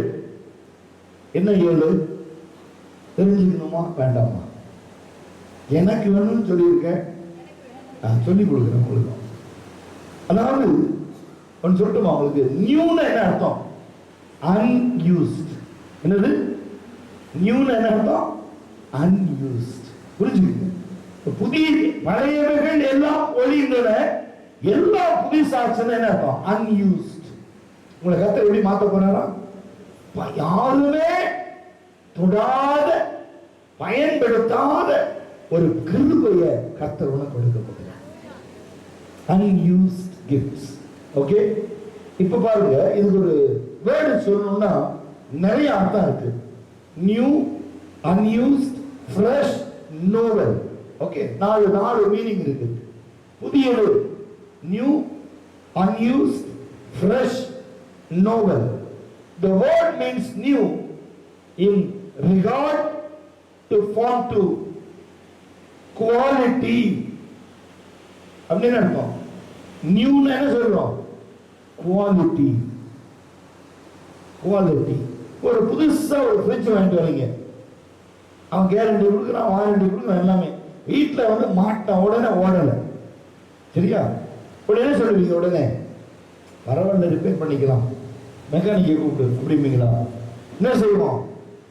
கடைக்காரன் அன்னைக்கு செத்தான்னு அர்த்தம். அம்மாவா இல்லையா? கடைக்காரன் என்ன செய்வோம்? இப்பதான் ஏன் வாங்கிட்டு வந்து போட்டோம், அவ்வளவு சீக்கிரம் போயிடுச்சு அப்படின்னு இருக்கும். In quality. நியூனா குவாலிட்டி. ஒரு 2 வருஷமாவது ஓடி ரிப்பேர் ஆயிருந்தா பரவாயில்ல, போட்ட உடனே ஓடலன்னா ஏற்றுக்க மாட்டோம் நாங்க. அப்படின்னா நியூனா ஒரு குவாலிட்டி. அப்படின்னா அன்யூஸ்ட், குவாலிட்டி, நோவல், ஃப்ரெஷ், இந்த அர்த்தம்லாம் இருக்கு. சரி, எனக்கு தெரிஞ்சு ஒரு 7 காரியத்தை நான் உங்களுக்கு முன்வைக்க ஆசைப்படுகிறேன். Which all believers now possesses. Okay, எல்லா விசுவாசிகளுக்கும் இது தேவையா இருக்கு. முதல் காரியம் repentance, மனம் திரும்புதல். மனம் திரும்பினா என்ன ஆகும் தெரியுமா? ஒருவன் கிறிஸ்துவுக்குள் இருந்தால் புது சிஷ்யா இருக்கிறனா உலகத்தை விட்டு யாரை திரும்புறது? கிறிஸ்து கிட்ட. அப்ப யாரு? புது சிருஷ்டி. That means repentance, the new mind about God. ஒரு மனம் திரும்புவனுக்கு என்ன இருக்கும்? அவன் என்ன கூட என்ன இருக்கும்? the mind, the new mind about God. இது வசனமும் சொல்லிக் கொடுக்கிறேன், வசனத்தையும் சொல்லிக் கொடுக்கிறேன். நீ வீட்டில் போய் படிங்க. ஆண்டவர் இந்த 7 புதிதான காரியத்தை இந்த 5ஆம் மாசத்துல எனக்கு கொடுங்க. என்னது? இந்த 5வது மாதத்துல 7 புது காரியத்தை கொடுங்க ஆண்டவரே. இந்த 7 எங்களுக்கு வேணுமா இருக்கு. அப்ப முதல்ல வந்து மனம் திரும்புதல். நீங்க என்ன செய்யணும்? இந்த மாசம் என்ன செய்யணும்? நீங்க இந்த மாதம் முதல்ல புதுசு வரணும். அப்ப பழச போகணும்னா அது பேர் என்ன? மனம் திரும்ப, ரிப்பன்டன்ஸ். ரிப்பன்டன்ஸ் அப்படின்னா இத்தனை நாட்கள் உன் மனதை எதையோ யோசிச்சுட்டு சிந்திச்சுட்டு இருந்திருக்கும். இப்ப சொல்றாரு a new mind about God. இந்த நாள்ல இருந்து என் மனசுல பூரா யார் இருப்பா? தேவன் மாத்திரமே. நீ மாத்திரம் போதும், நீ மாத்திரம் போதும் எனக்கு. ஆமென். ரிப்பன்டன்ஸ் என்ன அர்த்தம்? என்ன வந்தாலும் என்ன செஞ்சாலும் யார் கூப்பிட்டாலும் எனக்கு யார் போதும்? எல்லாமே இயேசுவே, எல்லாம் அவரே, சிறிதும் பெரிதாயிரும் எல்லாம் அவரே, புதிதாய ஜீவியம் மாற்றுகின்றார், எனக்கெல்லாம் இயேசுவே என்றுமே. ஆமென். புதிதாய ஜீவியம் மாற்றுகிறார். எல்லாமே என் இயேசுன்னு புத்திக்குள்ள வந்துருச்சுன்னா உன் ஜீவியம் புதிதா மாறி. அப்போஸ்தலர் 20ஆம் அதிகாரம் 21ஆம் வசனம். Acts chapter 20 verse 21. அப்போஸ்தலர் 20ஆம் அதிகாரம் 21ஆம் வசனம். தேவனிடத்திற்கு மனம் திரும்புவதை குறித்தும். என்ன சொல்றாரு? தேவனிடத்திற்கு மனம் திரும்புவதை குறித்து நம்முடைய கர்த்தராகிய இயேசு கிறிஸ்துவை விசுவாசிப்பதை குறித்தும் நான் யூதருக்கும் கிரேக்கருக்கும் சாட்சியாக அறிவித்திருக்கிறேன். ஆமென். நீ என்ன செய்யறப்போ மனம் திரும்ப வேண்டும். கிறிஸ்துவை விசுவாசிப்பது உன் மனசுல என்னவெல்லாம் என்ன இருக்கு? யார் கைவிட்டாலும் நான் மனம் திரும்பி இருக்கிறேன், என் இயேசுவை இருதயத்தில் வைத்திருக்கிறேன், மனசுல வச்சிருக்கிறேன், அதனால எதுவும் எனக்கு இல்லை என்று சொல்வதில்லை. ஆமென். முதல் காரியம். அப்ப என்ன சொன்னாரு? எது மாறணும்? மனம் திரும்புதுன்னு என்ன அர்த்தம்? மனசு திரும்பணும். எதை விட்டு திரும்பணும்? எங்கிருந்து எங்க திரும்பணும்? மனம் எங்க இருக்கு? உங்க மனசு எங்க இருக்கு? எது மேல இருக்கு? எதையே பார்த்துக்கிட்டு இருக்கு? அங்கிருந்து திரும்பணுங்கிறார். மனம் திரும்பினால் உன் மனசுக்குள்ள யார் வர போறா? உன்னுடைய mind, the new mind about God. இனிமேல் கிறிஸ்து இயேசுவின் சிந்தை எங்கள் யாவருக்குள்ளும் இருக்கும். மனசு பூரா யார் இருக்கா?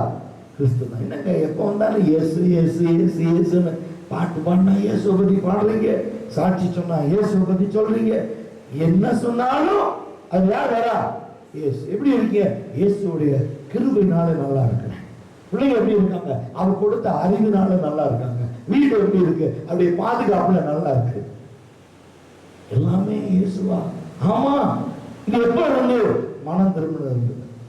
மனம் திரும்பினது. எதை பத்தியுமே யோசிக்க மாட்டீங்களா? சாப்பிட்டீங்களா? ஏதோ கொடுத்தாரு மத்தியானத்துக்கு. ராத்திரி என்ன பண்ண போறீங்க தெரியாது. என்ன கொடுக்க போறாரோ தெரியாது. அதான் மனம் திரும்புது. மனம் திரும்புதெல்லாம் செஞ்ச பாவத்தை திரும்பி செய்வதல்ல. அல்லேலூயா. திரும்பி விழுவதல்ல மனம் திரும்புதல். ரட்சிக்கப்பட்ட பிறகு திரும்ப பாவத்துல விழுவது கூட மனம் திரும்புதல். ஆனா மனம் திரும்பும் போது புதிதான மனசு backslider they go back to the world and the evil. புரியுதா உங்களுக்கு? அது புரிஞ்சுங்க. முன் நிலைமையிலும் பின் நிலைமை அதிக கேடா மாறி போகும். மனம் திரும்புறதுக்கு எவ்வளவு கஷ்டப்படுறோம் இல்லையா? ஒரு ஆத்மாவை மனம் திரும்ப எவ்வளவு கஷ்டப்படுறோம். ஒரே நிமிஷத்துல பாவம் செய்து பின்னால விழுந்துடுறாங்களே, அவங்களை குறித்து வேதம் சொல்லுது பின்னிலைமை அதிக கேள்வி உள்ளதா இருக்கும். பாருங்க அதே 20ஆம் அதிகாரத்துல கொஞ்சம் 23 வாசித்து பாருங்க. கீழே வாங்க. 23 கட்டுகளும் உபத்திரவங்களும் எனக்கு வைத்திருக்கிறது என்று. நல்ல கவனிங்க. கட்டுகளும் உபத்திரவங்களும் எனக்கு வைக்கப்பட்டிருக்கிறது என்று பரிசுத்த ஆவியானவர் பட்டணம் தோறும் தெரிவிக்கிறதை மாத்திரம் அறிந்திருக்கிறேன். ஆகிலும் அவைகளில் ஒன்றையும் குறித்து கவலைப்படேன். கவலைப்பட மாட்டேன். மனம் விரும்பிட்டேனே. கிறிஸ்துவின் சிந்தை எனக்குள் இருக்கிற வரைக்கும் நான் இதை பத்தி கவலைப்பட மாட்டேன். ஆனா கிறிஸ்து எடுக்கப்பட்ட பிறகு நான் கவலைப்படுவேன். ஏன்னா என்ன வச்சிருக்கு? கட்டுகளும் 2 காரியம் போட்டிருக்கு. என்ன போட்டிருக்கு? கட்டுகளும் உபத்திரவங்களும். உபத்திரவம் உன்னை விட்டு போகாது. 2வது, you are bound labor. கட்டப்பட்ட ஒரு வேலைக்காரன். உன் சிந்தனையிலிருந்து நீ வெளிவர முடியாது, உன் யோசனையிலிருந்து நீ வெளிவர முடியாது, உன் கடந்த வாழ்க்கையை குறித்து வெளிவர முடியாது. இந்த சிந்தனை உன்னை ஆட்கொண்டு கொண்டே இருக்கும். எப்ப தெரியுமா? once you come to Christ and backslide, it never go out of your mind. அதுதான் சொல்றாரு repentance, the new mind about God. கிறிஸ்துவை குறித்த ஒரு புதிய மனசை கொடுக்கிறார். எப்போ? நீ மனம் திரும்பும் பொழுது. இப்ப மனம் திரும்புவது என்பது யாரும் தலையை திருப்ப முடியாது. அண்ணே சொல்லுவாங்க, இந்த பாஸ்டர் பிரெயின் வாஷ் பண்ணிட்டார், இந்த பாஸ்டர் மாத்திட்டார். அப்படி ஒரு கிருபை இருந்தா என்ன மாதிரி உலகத்துல சந்தோஷப்படுறான்னு ஒருத்தமுட இருக்க மாட்டாங்க. நான் யாரையாவது பிரெயின் வாஷ் பண்ணணும், மனம் திரும்பணும்னா இந்த சபை இப்படியா இருக்கும்? சொல்லுங்க. நேரம் விஜயமல்லிட்ட போயிருப்பேன். எவ்வளவு பவுன் கடை சொல்லுவாரு? 7,849 கோடி. கூடவே 2 வாங்கி கொண்டு வந்துருவாங்க. கூட 2 கோடி வாங்கி என்கிட்ட கொடுத்துட்டு மொத்தமா ஓடிட்டு இருந்திருப்பேன். சரிதானே? முடியுமா நம்மனால? இது என்ன பாஸ்டர் மாத்திட்டாரு, பாஸ்டர் செஞ்சிட்டாரு, பாஸ்டர் பண்ணிட்டாரு. பாஸ்டர் பிரசங்கம் பண்றாரு, ஆவியானவர் சொல்றத சபைக்கு சொல்றாரு. ஆவியானவர் சபைக்கு சொல்லுகிறதை காதுள்ளவர் கேட்க வேண்டும். இப்ப நானும் உட்கார்ந்துட்டா இங்க ஆவியானவர் இங்க வச்சு பிரசங்கம் பண்ண எவ்வளவு கேட்பீங்க? ஒண்ணும் வேண்டாம். அது முன்னாடியே சொல்லிட்டேன். ஒரு மனுஷன் சட்டையை கிழிச்சிட்டு உடம்பை கிழிச்சுக்கிட்டு உட்காந்துக்கிட்டு இருந்தான். அவன் சுகமாகி நல்ல சட்டை போட்டு உட்காந்துருக்கான். அதை பார்த்தோன்னே ஜனங்களும் பயந்து இயேசுவை போயிட்டாங்க. இப்ப நானும் உட்கார்ந்து இங்கிருந்து ஒரு சத்தம் மட்டும் அந்த எவ்வளவு இருக்கான்ட்டு. அதுதான் அவர் சொன்னாரு, ரவி இங்க வா, நெல்லு, நான் உனக்குள்ள கொஞ்ச நேரம் இடம் கொடு. பேருகிட்ட கேட்டாரு, உன் படகை தண்ணி கொடு, நான் ஏறி பேசணும் அப்படின்ட்டு. அந்த படகு அங்க இருந்து இங்க நிக்குது. என் மேல ஏறி உட்கார்ந்து இருக்கிறவர் யாரு? ஆவியானவர். சொல்லி முடிச்சோன்னா இறங்கி போய் உட்கார்ந்துக்குவேன். ஆமீன், ஆமீன். இது யாரையும் குறிப்பிடுறதல்ல.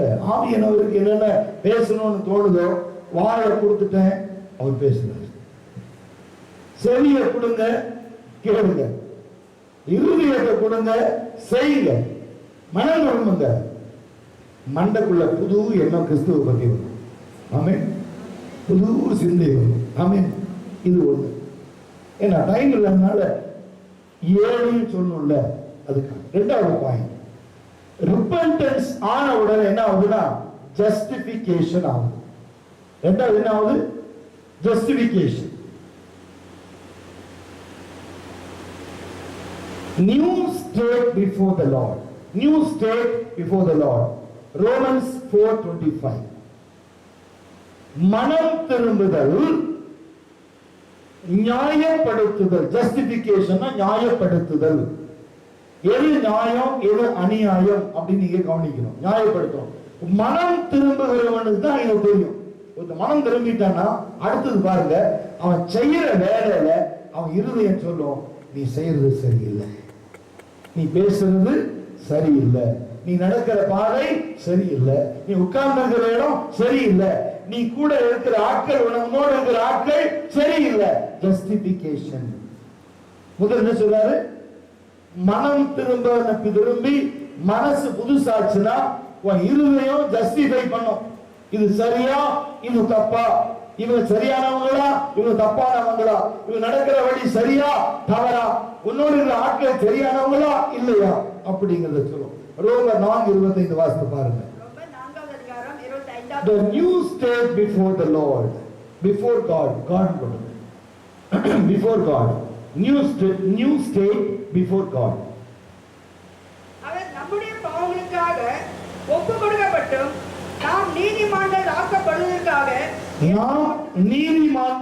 ஆக்கப்படுவதற்காக எழுப்பப்பட்டும் இருக்கிறார். இப்ப இங்க இந்த ஒரு வசனத்தை நீங்க பாருங்க. அவர் நம்முடைய பாவங்களுக்காக ஒப்பு கொடுக்கப்பட்டும் நாம் நீதிமான்கள் ஆக்கப்படுவதற்காக எழுப்பப்பட்டும் இருக்கிறார். ஜஸ்டிபிகேஷன். இப்ப ஏன் இயேசு எழுந்தார் அப்படிங்கிற ஒரு கேள்வி இருக்குல்ல. ஏங்க செத்து அப்படியே கல்லறையிலே இருக்கணுங்க, ஏன் அவர் உயிரோடு இருந்தாரு அப்படின்னு ஒரு கேள்வி உலகத்துல இருக்கு. ஏன்னா எல்லாரையும் அடக்கம் பண்ணாங்க. எல்லாரும் எங்க இருக்காங்க இன்னைக்கும்? எல்லாரும் எங்க இருக்காங்க? ஒண்ணு வேண்டாம், உலகத்தானே உயர்வாய் பேசப்படுகிற ஒரு தாய் யாருன்னா மதர் தெரேசா. சரிங்களா? குஷ்டரோகிகளுடைய கைகளில் புண்ணில் இருக்கிற அந்த தழும்புகளை எல்லாம் தன்னுடைய கையில அருவருப்பு இல்லாம அவங்கள அணைச்சு அவங்களை உதவி செய்த ஒரு தாய், உலகம் எல்லாம் போற்றுகிற ஒரு தாய் மதர் தெரேசா. இப்ப அவங்க செத்து போயிட்டாங்க. அவங்களுக்கு இத்தாலியில ரோம்ல புனிதருங்கிற பட்டம், செயின்ஸ் என்கிற ஒரு பட்டத்தை கொடுக்க இருக்கிறாங்க. அது நமக்கு சம்பந்தம் இல்லை. சரியா? அதுக்கு நமக்கு சம்மந்தம் இல்லை. அது அவங்க கொடுக்குறாங்க, அந்த அம்மா இல்லை வாங்கறதுக்கு. ஆனால் யாரை வாங்கி அது மேலே வச்சுருவாங்க, விட்டுருங்க. இப்போ என் இயேசு அப்படி இல்லை. கல்லறைக்குள்ள இருந்திருந்தா எத்தனை பட்டம் வேணா கொடுத்துருவாங்க. உனக்கு பட்டம் வாங்கி கொடுக்கறதுக்கு அவர் இருந்தார். என்ன பட்டம் வாங்கி கொடுக்குறாரு? Riches people. அது என்ன சொல்றாரு? New state before the God. Old state என்ன? முதல்ல எப்படி இருந்த? நல்லா கவனிங்க. இயேசுவோடு 2 கல்லறைகள் இருந்தாங்க. அவருடைய ஓல்டு ஸ்டேட் என்ன? பழைய ஸ்டேட் என்ன? தேசத்திலே கலகம் செய்தவர்கள், குழப்பம் விளைவித்தவர்கள், வழிப்பறி, கொலை, கொள்ளை, கலகம், இவ்வளவு காரியம் செஞ்சவங்க 2 பேருக்கு இயேசுவுக்கு வலது பக்கம் ஒருவனும் இடது பக்கம் வச்சாங்க. ஆனா ஒருத்தர் ஸ்டேட் மாறிச்சு. எப்ப தெரியுமா? ஜஸ்டிபிகேஷன். அவன் சொன்னா இவ்வளவு செஞ்சும் புத்தி இல்லையா உனக்கு? இவரை போய் பேசிட்டு இருக்கே, ஐயா என் பேச்ச கேளுங்க, நீ தேவனுடைய ராஜ்யத்துக்கு வரும்போது என்னை நினைச்சுக்க ஐயா அப்படின்னு சொன்ன உடனே ஜஸ்டிஃபைட் சொன்ன, இன்னைக்கு என்னோட பரதேசில் இருப்பாய் அப்படின்னா. என்ன சொல்றாரு? New state before God. அந்த கல்வனுக்கு என்ன கருவை கிடைச்சிச்சு? நியூ ஸ்டேட், பரதேசில் இருக்கிற கருவை. ஆனா இவன் எப்படி இருந்தான்? பேசி பேசி பேசி பேசி பேசி அப்படியே தொங்கி அப்படியே செத்து. இவன் எங்க இருப்பான்? இவன் எங்க இருப்பான்? இவன் எங்க இருப்பான்? இவன் பரதேசில் இருப்பான், இவன் பாதாளத்தில் இருப்பான். நமக்கும் உங்களுக்கு எனக்கும் இயேசு உயிர் தெழுந்து ஒரு நீதிமான்கள் ஆகும்படி பிதாவுக்குண்டதாக பிழை அற்றவர்களாய், குறை இல்லாதவர்களாய், நிறைவானவர்களாய், எல்லாத்துக்கும் மேல நீதிமான்கள் ஆக்கும்படி கர்த்தர் கிருபை செய்கிறார். Praise the Lord. That is justification. ஏன்னா மனம் திரும்பின உன்னை அப்படியே விட மாட்டார். புரிந்து கொள்ளுங்க. ரட்சிக்கப்பட்டு ஐயா நான் ஞானஸ்தானம் எடுக்கணையா அப்படின்னு சொன்ன உடனே ஞானஸ்தானம் எடுத்தவங்க யாரா இருந்தாலும் ஞானஸ்தானத்துக்கு பிறகு அவருடைய கண்கள் உண்மை நோக்கமாய் இருக்கும். எப்பொழுதும் உன்னுடைய பெயர் எழுதப்பட்டிருக்கும், ஞாபகத்தில் வைத்திருப்பார். ஒரு அம்மா சொன்னாங்க, ஒரு 15 வருஷத்துக்கு முன்னாடி இந்த சபை தொடங்குறதுக்கு முன்னாடி ஒரு அம்மா இருந்தாங்க. அந்த அம்மா வழியில பார்த்துட்டு எனக்கு தெரியல அப்படின்னாங்க. உண்மையாவே எனக்கு தெரியல. அவங்களுக்கு அது தெரியலன்னா அவங்க உருவம் மாறி போச்சு. 15 வருஷம் ஆச்சு இல்ல. ஏன்னா தினமும் பார்க்கிறவங்க போயிட்டு இப்ப மகேஸ்வரி அம்மா வழியில பார்த்துட்டு ஐயா நல்லா இருக்கீங்களா? நல்லா இருக்கமா? என்ன தினமும் பார்க்கணும். இதே மகேஸ்வரி அம்மா 15 வருஷம் கழிச்சு என்னை பார்த்துட்டு ஐயா நல்லா இருக்கா, திடீர்னு நல்லா இருக்கீங்களா? யாரு நீங்க பார்த்த மாதிரி இருக்கு, யார் நீங்க? பேர் சொல்லுங்க. பேர் சொன்னாங்க. எப்ப நம்ம கடைசியா சந்திச்சோம்? ஒரு 15 வருஷம் பாஸ்ட். புரியுது அவங்களுக்கு? ஆனா இயேசு சொல்றாரு, ஞானஸ்தான தொட்டிக்குள்ள உன்னை போட்ட உடனே அடுத்து சொல்றாரு, இனி உள்ள கையில இருக்கிற. எங்க இருக்கிறாரு? வெளியே இல்ல, சபையில இல்ல, ரோட்ல இல்ல. engraved in the palms of righteous of right hand. என் நீதியின் வடகரத்தினால் உன்னை எழுதி வைத்திருக்கிறேன். என் கையில உன் பேரையும் உன்னுடைய ஜாதகத்தையே நான் எழுதி வச்சிருக்கிறேன். அப்பதான் புரியும். ரொம்ப பேர் கையை பார்த்தா ஜாதகமா கையில் எழுதி வச்சுக்கிறான்னா அதுக்கு தான் பார்த்து சொல்லுவாங்களா உன் பேர் எழுதியிருக்கா இல்லையான்னு? இதுல ஒண்ணும் தெரியாது. புரியுது உங்களுக்கு? ஒரு ஜாதகம் பார்க்கறவனுடைய மகன் என்னுடைய ஃப்ரெண்டு ஸ்கூல்ல. நான் கேட்டேன், இப்படிலாம் அவங்க அப்பா கையை பார்த்து சொன்னா, அந்த ஆள் கையை பார்த்து சொல்றாரு, மூஞ்சியை பார்த்து விட்டு அடிக்கிறதான் கதையெல்லாம். போய் காட்டி சொல்லிடுறாங்க. எங்க அப்பாவுக்கு குழப்பமே அதான். நான் கையை பார்த்து இந்த கோடுன்னா அப்புறம் ஏன் எல்லா கோடும் வேற வேற மாதிரி இருக்குது? சொல்லுங்க பார்க்கலாம். புரியுது உங்களுக்கு? ஆனா இயேசு வேதம் சொல்லுது, உள்ள கையில் உன்னை வரைந்திருக்கிறேன், உன் மதுகள் எப்பொழுதும் இஸ்ரவேலே நீ என்னால் மறக்கப்படுவதில்லை, நான் உன்னை உள்ள கையில் வரைந்திருக்கிறேன். அது ஏன் பைபிள் சொல்லுது, நம்ம சொல்றோம் இல்லையா? இவன் பார்த்து பேர் சொல்லுங்க பார்க்கலாம். என் பேர் என்னன்னு பார்த்து சொல்லுங்க பார்க்கலாம். இந்த கோட்டை வச்சா சொல்லுவான், ஒன்னு சொல்லுவான், உன் பேர் முன்னால ஏதாவது ஒன்று போட்டுக்கோ, பின்னாடி ஏதாவது ஒன்று போட்டுக்கோ, பெரிய ஆள் ஆயிடுவாங்க. அப்படி போட்டவனா அட்ரஸ் இல்லாம போயிட்டான். புரியுது உங்களுக்கு? ஆனா வேதம் சொல்லுது, தாயின் கருவில உருவாகும் முன்பு உனக்கு ஒரு பெயரை வச்சு கூப்பிடுறாரு. அப்படி பேர் வச்சனால்தான் ஒரு காட்டத்தி மரத்தின் அருகில் வந்து நின்ற பொழுது என்னுடைய தலைக்கு மேல மரத்துல உட்கார்ந்து இருக்கிற சகையும்னு தெரியும். ஏன்னா வயிற்றுல இருக்கும்போதே பேர் வச்சுட்டாரு. ஆமீன் சொல்லுங்க. ஏசாமிக்கும் பேரை பிதாதான் வச்சாரு, யோவானுக்கும் பேர் அவர் தான் வச்சாரு. அப்படின்னு என்ன அர்த்தம் சொல்லுங்க? நீங்க உங்க பையனுக்கு அஜித்னு பேர் வச்சா அவன் நடிக்க போயிடுவானா சொல்லுங்க? படிக்க மாட்டான், நடிக்கவும் மாட்டான். புரிஞ்சுதா? ஏன்னா இன்னைக்கு வந்து உலகத்தினுடைய காரியம் இங்க சொல்றாரு, justification, the new state before God. இன்னைக்கு மனம் திரும்பி இருக்கிறேன், நான் மனம் மாறி இருக்கிறேன் என்று சொல்லி உன் இருதயத்தில் நீ கண்ணீர் வடித்து என் தேவனுக்கு உன்னை ஒப்பு கொடுப்பாயானால் என் பிதாவுக்கும்பதாக உன்னை நீதிமான்களாய் கர்த்தர் நிற்க வைக்க என் இயேசுவின் மரணம், என் இயேசுவின் உயிர்த்தெழுதல் போதுமானதாக இருக்கிறது. Hallelujah. Christ's death and resurrection turn your life new state before God. இரண்டாவது பாயிண்ட். மூணாவது ஜெனரேஷன். இப்ப நீ யாரு? நீதிமான்கள். அடுத்து என்ன வருது? regeneration. Regeneration, the new life from God. The new life from God. Regeneration போடுங்க. Titus chapter 3 verses 5.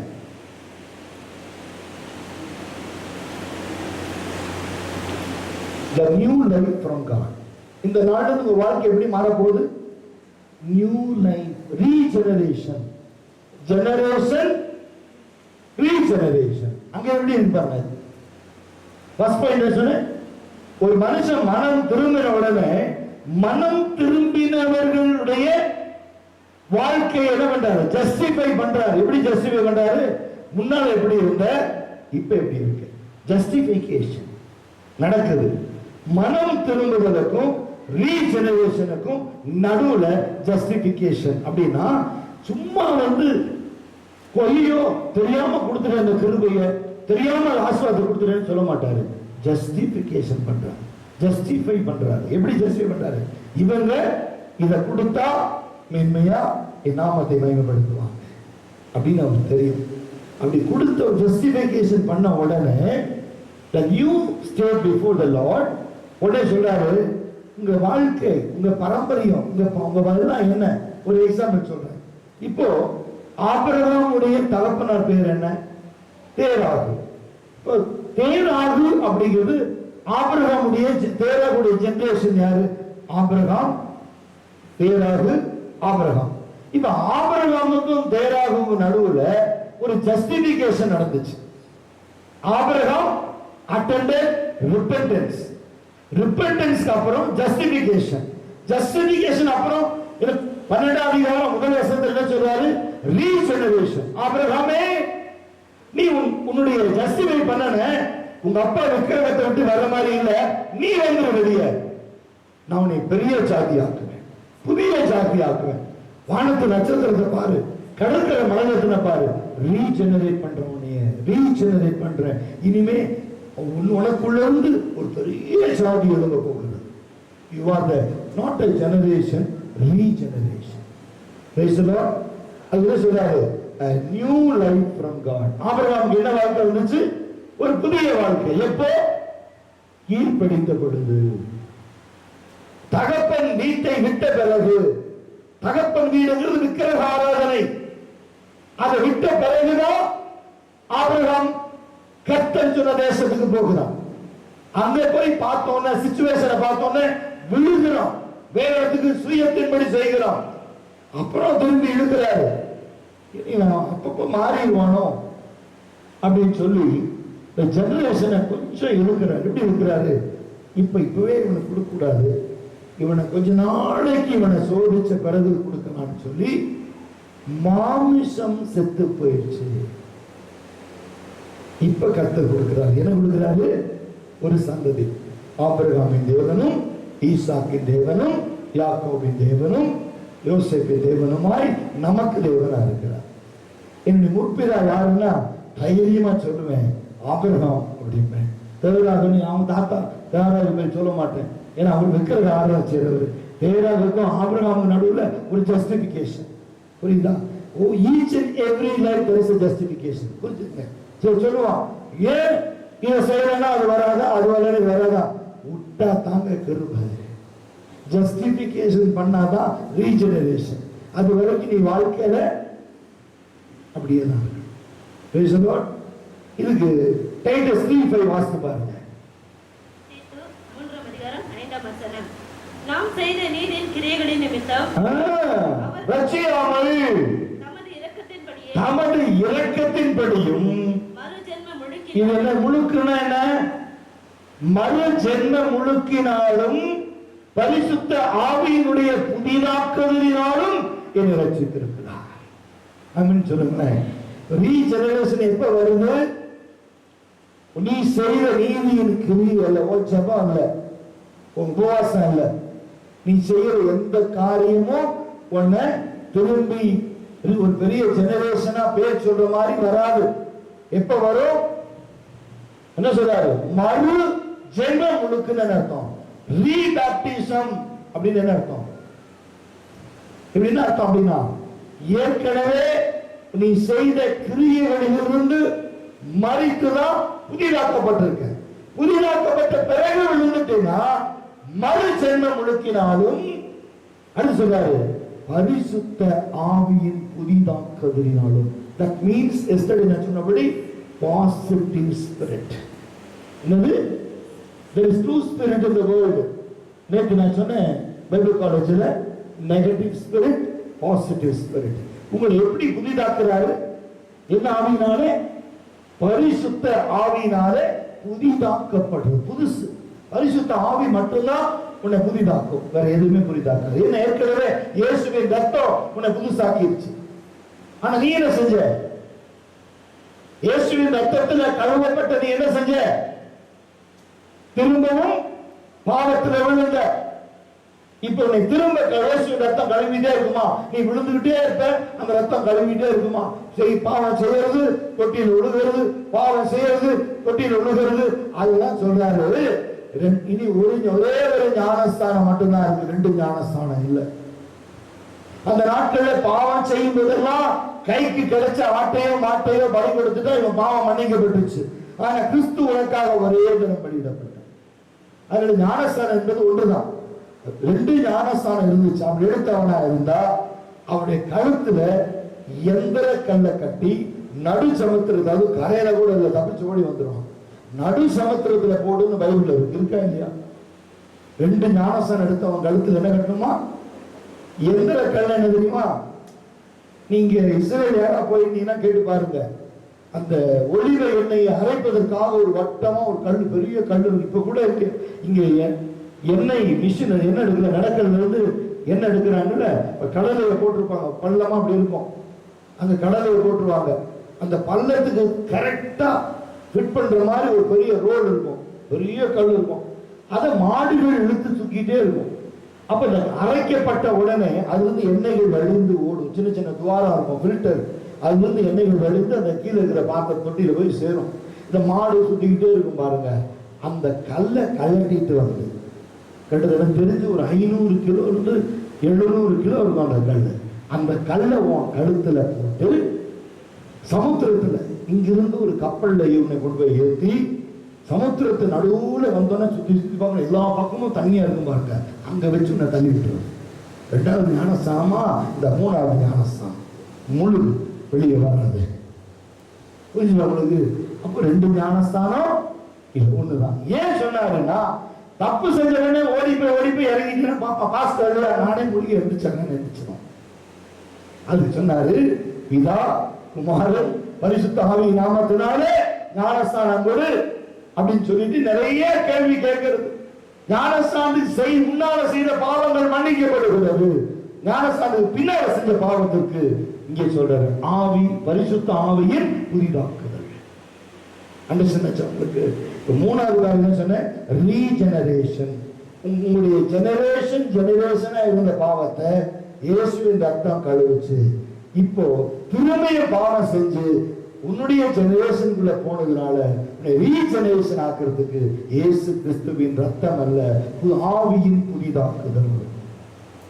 இதுதான் டைட்டஸ் 3:5. இதை கொஞ்சம் நீங்க ஆழமா வாசிங்க, வீட்டு வாசித்து பாருங்க.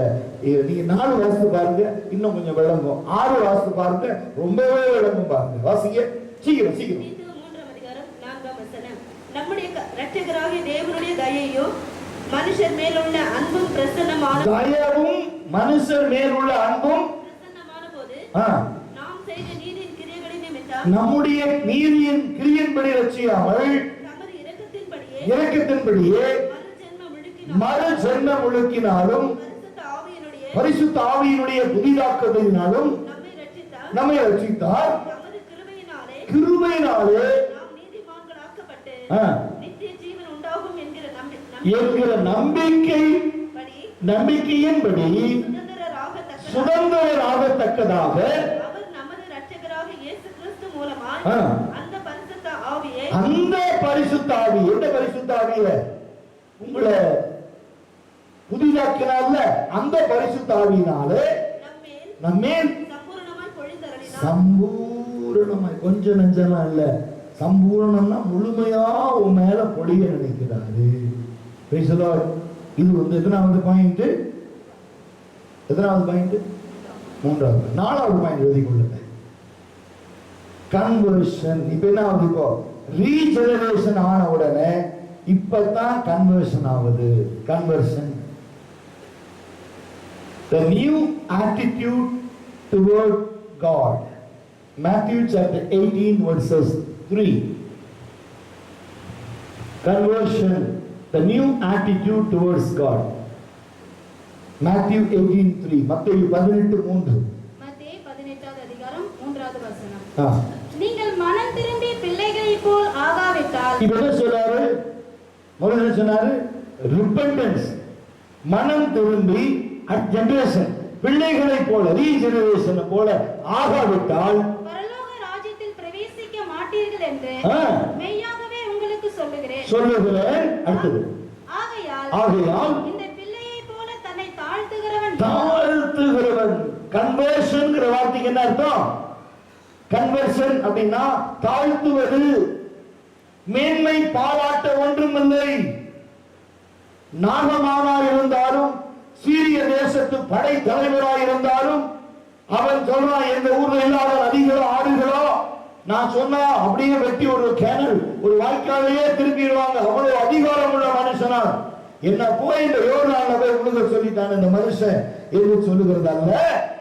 என்ன சொல்றாரு? கன்வர்ஷன் மீன்ஸ் ஹம்பிள் yourself, தன்னை தாழ்த்துவது. அதாவது நியூ ஆட்டிடியூட் டுவர்ட்ஸ் காட். எவ்வளவு பெரிய மனுஷனா இருந்தான். ஏசாமி பிறந்தார்னு 3 பேர் வந்தாங்க. யார் அவங்க 3 பேர்? 3 kings வந்தாங்க. என்ன செஞ்சாங்க? வந்து பொக்கிஷங்களை வைத்து பணிந்து வணங்கிட்டு போனாங்க. இதுதான் நம்ம ஏசாமியுடைய கிருபை. ராஜாக்கள் என்ன பண்ணிருக்கான்? அந்த குழந்தைய வந்து என்னை பார்த்துட்டு போக சொல்லு. நீ எவ்வளவு பேருக்கு வந்துருமா இன்னைக்கு நான் சொல்லுவேன். அதாவது என்னங்க பிள்ளை உடம்பு சரியா ஜபத்துக்கு கூட்டுவாங்க அப்படின்னு சொன்னான். என்னை வந்து பார்த்துட்டு போக சொல்லுங்க. பர்த்டேவா வந்து என்னை பார்த்துட்டு போக சொல்லுங்க. அதுவல்ல, இந்த ஆட்டிடியூட் டுவர்ட்ஸ் காட் அப்படிங்கிறது கர்த்தரை தேடி நம்ம போய் பணிந்து கொள்வது. நம்ம போய் பணி. நீங்க வந்து சொல்லுவான் பாஸ்டர் வந்து மீட் பண்ண சொல்லுவான். அப்பவே புரிஞ்சுங்க, அடுத்து என்னைக்கு வேணாலும் இவன் தெருவுக்கு வந்துடுவான். நீங்க எழுதி வச்சுங்க, பேப்பர்ல எழுதி வச்சுங்க. பாஸ்டர் வந்து என்ன பார்க்க சொல்லுன்னு என்ன அர்த்தம்? என்ன அர்த்தம்? நீங்க சொல்லுவாரு கன்வர்ஷன் அப்படிங்கிற வார்த்தைக்கு the new attitude towards God அப்படின்னா நீ பெரிய ஆளா இருக்கலாம், ஆனா உனக்கு ஒரு காரியம் ஆக வேண்டுமானால் நீ என் தேவனை பணிந்து கொள்ள வேண்டும். ஊழியக்காரன் ஓமைக்கு வந்து ஜெபம் பண்ண மாட்டா, நீ ஊழியக்காரன் வீட்டுக்கு போய் ஜெபம் பண்ணணும். ஊழியக்காரன் வீட்டு இல்லை, சபைக்கு 10 மணி அப்படிங்கறத திரும்பியை சொல்றேன். அடுத்த வாரம் 9:30 மணிக்கு வரணும் தேவனை பணிந்து கொள்வதற்கு. ஆமென். 9:30 மணிக்கு வந்து நீ கர்த்தரை பணிந்து கொண்டு உன்னுடைய ஆட்டிடியூட் டுவர்ட்ஸ் காட் மாறுமானால் உன்னை கன்வர்ஷனுக்குள் உன்னை நடத்துவார். நீ மரித்தால் தேவனோடு இருப்பாய். Praise the Lord. இது வந்து நான் வந்து கன்வர்ஷன் ஆயிடுச்சா? Conversion attitude towards God. அடுத்து சொல்றாரு, இப்ப சொல்றாரு, இவங்க எல்லாம் தான் என் பிள்ளைங்க. சன்ஷிப். ஆமென். சன்ஷிப். அடுத்து என்ன பாயிண்ட்? அஞ்சாவது காரியம் என்னது? Sonship. A new relationship with God. 1 John chapter 3 verses 1.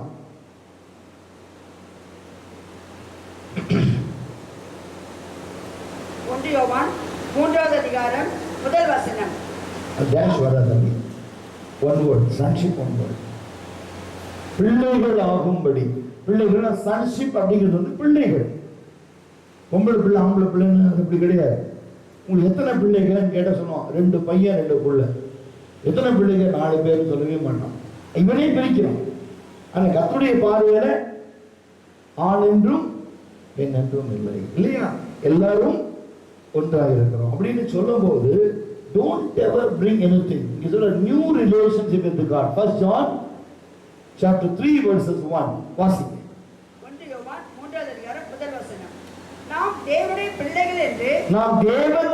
பிள்ளைகள் என்று அழைக்கப்படுவதினாலே பிதாவாகிய தேவன் நமக்கு பாராட்டின அன்பு எவ்வளவு பெருசுன்னு பாருங்க. இப்ப போறது ஒண்ணு வேண்டாம், ஒரு பெரிய ஐஸ்வர்யவான் he is my son அப்படின்னு சொன்னா உங்களுக்கு எப்படி இருக்கும்?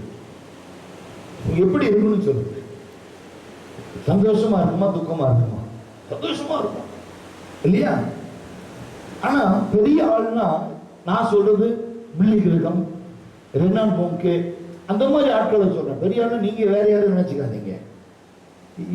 இப்ப நரேந்திர மோடி என்ன வந்து ரவிதானியனுடைய சன் அப்படின்னா நான் சொல்றேன், நீ வேணா ஏத்துக்கலாம், ஏத்துக்க மாட்டேன்.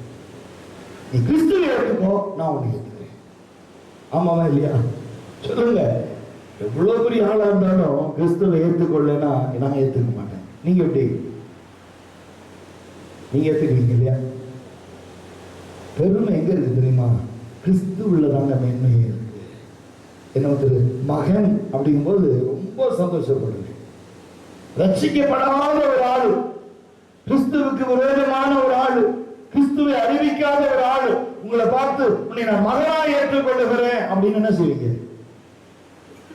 சரிங்களா வேண்டாமீங்களா? சொல்லுங்களேன். நல்ல கவனிங்க. விக்கிரகத்தை செஞ்சு வித்து வித்து வித்து வித்து நிறைய பணத்தை சேர்த்து வச்சவன் தேராக்கு இல்லையா? ஆபிரகாமை பார்த்து அவர் சொல்றாரு, எல்லாத்தையும் விட்டுட்டு வாங்க. எப்படி? எல்லாத்தையும் விட்டுட்டு வா, நான் உன்னை பெரிய ஜாதியாக்குறேன். உங்க அப்பா பெரிய ஜாதியா இருக்கலாம், அந்த ஜாதியை விட்டுட்டு வா, நான் உன்னை பெரிய ஜாதியாக்குறேன். உங்க அப்பாவுக்கு கீழே நீ இருந்த, இப்ப உனக்கு கீழே எல்லாமே உனக்கு கீழே இருக்கும். இவங்க எல்லாம் நாம ஆபிரகாமின் சந்ததி என்று சொல்ற மாதிரி ஒரு ஜாதியே மாத்திட்டாரு. எங்க வந்தார் அங்க. அதே போல ஒரு ஐஸ்வர்யமான ஒரு வாலிபன் இயேசுவை பின்பற்றி வர விரும்புகிறான். அது இயேசு சொல்றாரு, எல்லாத்தையும் வித்து தரித்திர கொடுத்துட்டு ஒண்ணு இல்லாம என் கூட வா, நீ வரலாம். அப்படி என்ன அர்த்தம்? இயேசு சொல்றாரு, எதுவும் கிறிஸ்துவின் அன்பிலிருந்து என்னை பிரிக்க முடியாது. அதே போல யாரும் எந்த ஐஸ்வர்யமும் கிறிஸ்துவின் அன்பிலிருந்து என்னை பிரிக்க முடியாது. உனக்கு எது வேணா கொடுக்குறேன், இயேசு விட்டுட்டு வானா எவ்வளவு பேர் ஓடுவீங்க? ஆனா ஓடுவீங்க, ஆனா எவ்வளவு நாளைக்கு இருக்கும்? அது ஆண்டு அனுபவிக்க முடியுமா? அதை நேற்று கதை சொன்னேன். ஒருத்தன் சொன்னா, நான் களஞ்சியங்களை இடித்து பெரிதாய் கட்டுவேன், என் ஆத்துமாவே புசித்து குடி, சந்தோஷமாயிரு. ஊர்ல எத்தனை வருஷம் மழை இல்லைனாலும் பஞ்சம் வந்தாலும் உலகமே சாப்பிடலைனாலும் நீ பல வருஷத்துக்கு உட்கார்ந்து சாப்பிடலாம் அப்படின்னு இருதயத்துல சொல்லி கொண்டான். ஒரு சத்தம் வந்துச்சு, மறிக்கிறனே இந்த ராத்திரியில நீ மரித்தால் நீ சேர்த்து வைத்ததை யார் வாரிக்கொண்டு போவார்கள்? இன்னைக்கு ஆசையே இல்லாம அவருக்கு பிள்ளையா இருக்க நான் விரும்புறேன். திரளான ஆசையோடு வேறொரு மனுஷனுக்கு நான் பிள்ளையா இருப்பதை விட ஒன்றுமே சிலுவையில் தொங்கு எல்லாத்தையும் இழந்து தன் வஸ்திரத்தையும் இழந்து சிலுவையில் தொங்குகிற அந்த இயேசுவுக்கு பிள்ளையா இருக்கிறது நான் பெருமையா நினைக்கிறேன், மேன்மையா நினைக்கிறேன், கனமா நினைக்கிறேன். அவரு சொல்றாரு, பிள்ளைகள் என்று அழைக்கிறார். அப்பா பிதாவே என்று கூப்பிடுகிற புத்திர சிவிகார ஆவியை அவர் உங்களுக்குள்ள கொடுத்திருக்கிறார். நீங்க நம்மளாம் யாரு? அவருடைய பிள்ளைகள். எவ்வளவு பேர் சந்தோஷம் இருக்கு. இந்த கிருபை என்ன வேணும்? இதுக்கு மேல என்ன வேணும் உங்களுக்கு வாழ்க்கையில? இல்லையா? அவர் சொல்லுவான். நான் வந்து ஒரு சின்ன எக்ஸாம்பிள் சொல்றேன். ஹைதராபாத் மோகன் அப்படின்னு ஒருத்தர், okay, is a deputy commissioner of transport. சரிங்களா? இப்போ அவருடைய மகள் அப்படின்னு சொல்றதுக்கு ரொம்ப பெருமையா இருக்கும். ஒரு 5 கம்பெனிக்கு இவங்க இந்த பிள்ளை ஓனர். அது அவ்வளவு அவங்க அப்பா சம்பாதிச்சு கொடுத்தது. சரியா? கார்ல போறது, கார்ல வர்றது, கார்ல போறது, கார்ல வர்றது. இங்க ஒரு 3 ஃப்ளோர், அங்க ஒரு 3 ஃப்ளோர், அங்க ஒரு 3 ஃப்ளோர், இங்க ஒரு 3 ஃப்ளோர். நேற்று ஒரு ஃப்ளோர்ல உட்காந்துருக்கிறார் அந்த மனுஷன். ஏன்னா ஒரு டெப்டி கமிஷனரா வேலைக்கு போய் கிட்டத்தட்ட இன்னும் ஸ்கூட்டினைஸ் பண்ணி முடியல. ஆன்டி கரப்ஷன் பீப்புள் பிடிச்சாங்க. 800 கோடி சொத்தை சம்பாதித்து இருக்கிறான் ஒரு மனுஷன். அந்த ஆள் பேர் மோகன். சரியா? அந்த பிள்ளைகள் இந்த டிவியில போட்டு போட்டு போட்டு காமிக்கிறான். அவருடைய நகைகளை எடுத்து போடுறான், மூட்டை மூட்டையா பணத்தை எடுத்து வைக்கிறான். இந்த ஆள் டெப்டி கமிஷனர் டிரான்ஸ்போர்ட்டா சேர்ந்ததிலிருந்து இவன் சம்பாதிச்ச தொகை எவ்வளவு? 800 கோடி ரூபாய். அது இன்னும் கணக்கு போட்டுக்கிட்டு இருக்கோம். இப்ப 850, அதாவது எலெக்ஷன் ரிசல்ட் மாதிரி. இல்ல 800 இல்லை, 850 வந்துருக்குது. அடுத்தது 900 வந்துருச்சு. இப்ப கொஞ்சம் நினைச்ச அந்த மாதிரி சொல்லுது 1000 தாண்டிடுச்சு. எவ்வளவு பேருக்கு ஆசை? எங்க அப்பா கிட்ட 1000 கோடி இருக்கு, நான் பிள்ளை. அப்பான்னு கூப்பிடணும், நான் ஜெயிலுக்கு தான் போய் கூப்பிடணும். அவரு என்ன வீட்டுல இருக்க மாட்டாங்க. அவர் எங்க இருப்பாரு? அடுத்தது ஆன்டி கரப்ஷன் முடிச்சு உள்ள உட்கார வச்சுட்டா. நீ எங்க போய் கூப்பிடுவ? உங்க டேடி எங்க இருக்கிறாரு? 1000 கோடி இருக்கு, ஆனாலும் அலுமினிய தட்டுல களி திக்கிறாரு. ஏன்? எங்க அப்பா யார் தெரியுமா? சிலுவையில் எனக்காக மரித்து பிதாவின் வலது பரத்து உட்கார்ந்துக்கிறார். எனக்காக மரித்து பேசுகிறார். சொல்லுங்களேன், எனக்காக ஜீவனை கொடுத்தவர் எங்க அப்பா. எனக்காக உலகத்தை அடிச்சு சேர்த்து வைத்தவர் எங்க அப்பா இல்லை. சொல்லுங்களேன், உலகத்திற்காக தன்னையே கொடுத்தவர் தான் எங்க அப்பா. உலகத்தை அடிச்சு வீட்டுல கொண்டு போடல.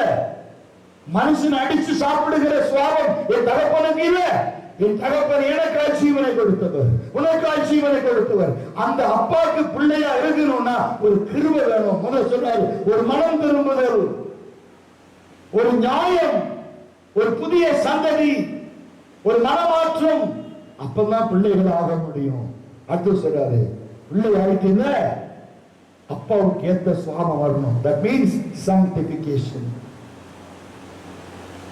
Sanctification. Sonship என்ன சொல்றாரு? ஒரு நியூ ரிலேஷன்ஷிப். இன்னைக்கு காலையில உங்களை கூப்பிட்ட மாதிரி சொன்னீங்க, நீ யார்? நீங்க எடுத்தோன்னு சொல்றோம் praise the Lord. முதல்ல ஹாய் குட் மார்னிங் அப்படின்னோம். ஆனா இன்னைக்கு என்ன சொல்றோம்? praise the Lord, praise the Lord sister. இல்லையா? இன்னும் சில நான் பார்த்து எடுத்தேன், என்ன மச்சான் எப்படிலாம் இருக்க, நல்லா இருக்கியாடா அப்படிமா. இப்ப சொல்லுவான் praise the Lord. என்ன மாற்றம்? ஆட்டிடியூட், ரிலேஷன்ஷிப் மாறிடுச்சு. நேற்று வரைக்கும் மச்சான் மாமான்னா இன்னைக்கு பிரைஸ்ல அடுக்கிறான். ஆமாங்க, ஆட்டிடியூட் மாறிடுச்சு. ஏன்னா இவ்வளவு நாள் இவருக்கு பிள்ளையாயிட்டான், இப்ப அவருக்கு பிள்ளையாயிட்டான். சொல்லுங்க சொல்லுங்க. ஆமென். ஆட்டிடியூட் என்ன ஆயிடுச்சு? சொந்த அம்மாவா இருந்தாலும் பிரைஸ்ல ஆடுதான், அப்பாவா இருந்தாலும் பிரைஸ்ல ஆடுதான். இன்னும் சில வீட்டுல பிள்ளைகளை கூடுவான். நான் வீட்டுக்கு போயிருந்தேன். அவன் சொன்னான், பேர் சொல்லி கூப்பிட்டான். நான் சொல்ல விரும்பல. நம்ம அம்மாட்ட கேட்டேன், யாரை கூப்பிட்றாங்க? அவங்க அப்பா வந்தாங்க. என் அப்பாவை பேர் சொல்லி கூப்பிட்றாங்க அப்படின்னு அவன் சொல்றாரு. எல்லாம் அவங்க ஃப்ரெண்ட்ஸ் மாதிரி ஒன்னா சீட்டாடுவாங்க, ஒன்னா தண்ணி அடிப்பாங்க, ஒன்னா வெளியே போவாங்க, ஒன்னா வருவாங்க. அப்படியே சின்ன வயசுலேருந்தே பழகிட்டாங்க. அதனால அவங்க அப்பாவை பேர் சொல்லி தான் கூப்பிடுவான். யோ வெளியே போயிட்டு வரும், வண்டி சார் கொடு. டே குமாரன் நான் போறேன்டா. யோ உங்களை அந்த வழியை எடுத்து போயா அப்படியா அப்படின்னு போறான். நான் சொன்ன நல்ல ரிலேஷன்ஷிப். இது சன்ஷிப்புக்கு வாக்கியே இல்லை. இது புரியுது உங்களுக்கு? இன்னைக்கு சிலருடைய வாழ்க்கையில நடக்கிறதை நான் கண்ணில் பார்க்கிறேன். ஆனா இங்க சொல்றாரு, எப்ப sonship ஆயிட்டியோ sanctification. Sanctification bring the new position before God.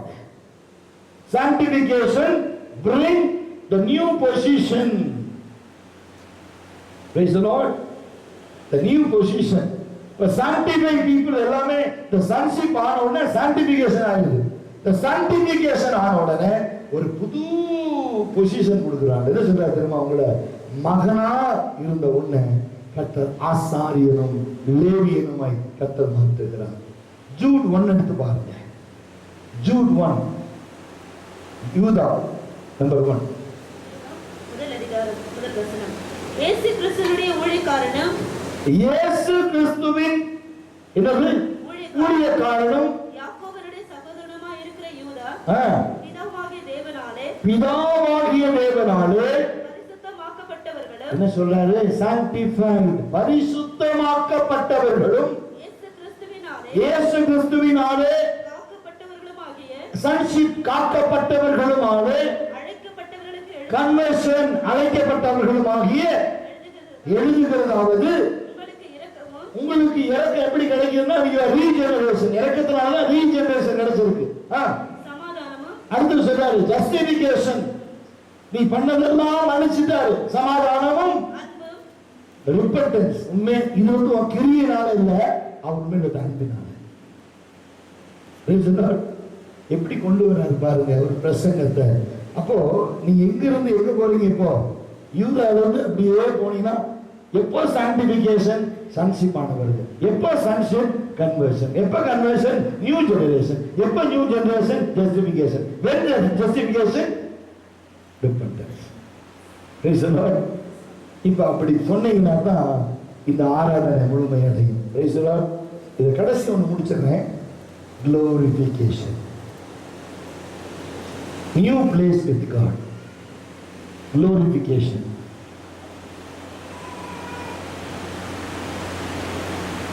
நியூங்கிற வார்த்தைக்கு என்ன சொன்னேன்? கைனோஸ். All small letters. கைனோஸ். New, unused, fresh and quality. இன்னொரு வார்த்தை நோவல்னு சொன்னால் போட மாட்டீங்க தம்பி. ஃப்ரெஷ்க்கு அப்புறம் NOVEL நோவல். ஓகே, இது வந்து பார்த்தீங்கன்னா இது எப்படி அந்த குவாலிட்டிங்கிற வார்த்தை எப்போ போடணும் தெரியுமா? The word means new in regard to form or quality. The word means new in regard, REGARD, regard to form, FORM, form or quality. Okay, அது போட்டீங்கன்னா அந்த வேர்டு உங்களுக்கு கரெக்டா இருக்கும். இப்போ இந்த கடைசி வார்த்தை நாம் பார்க்கிற பொழுது the new place with God, glorification அப்படிங்கிறது குறிக்குது ஒரு புதிய இடத்தை தேவனோடு இணைத்துக் கொடுப்பது. பழையவைகள் எல்லாம் ஒழிந்தன, எல்லாம் புதிதாயின. பிதாவின் வீட்டில் அநேக வாசஸ்தலங்கள் இருக்கிறது. உங்களுக்காக நான் ஒரு புதிய வாசஸ்தலத்தை உங்களுக்காக நான் ஆயத்தமாக்க போகிறேன். ஆயத்தமான பின்பு நான் எங்கே இருக்கிறேனோ அங்கே நீங்களும் என்னோடு இருக்கும்படிக்கு நான் வந்து உங்களை கூட்டிட்டு போறேன். எங்க? the new place with God. Amen. The glorification. Romans 8:30.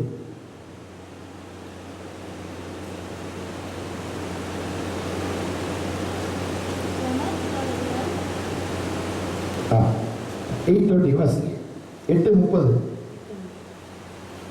எவர்களை முன் குறித்தாரோ, யாரை முன் குறித்தாரோ அவங்க கண்டிப்பா மனம் திரும்பணும். அவர்களை அழைத்தும் இருக்கிறார். எதுக்கு அழைக்கிறாரு?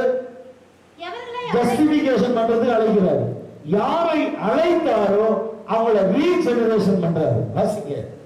எவர்களை அழைத்தாரோ அவர்களை நீதிமான்களும் ஆக்கி நீதிமான்களாக்கிறார். அடுத்தது எவர்களை நீதிமான்களாக்கினாரோ அவர்களை மகிமைப்படுத்தியும் இருக்கிறார். பிள்ளைகளாம் மகிமைப்படுத்துறாரு. அடுத்தது இவைகளை குறித்து நாம் என்ன சொல்லுவோம்? என்ன சொல்லுவோம்? தேவன் நம்முடைய பட்சத்தில் இருந்தால் நமக்கு விரோதமாய் இருப்பவன் யார்? If you sanctify, you cannot afraid of any evil.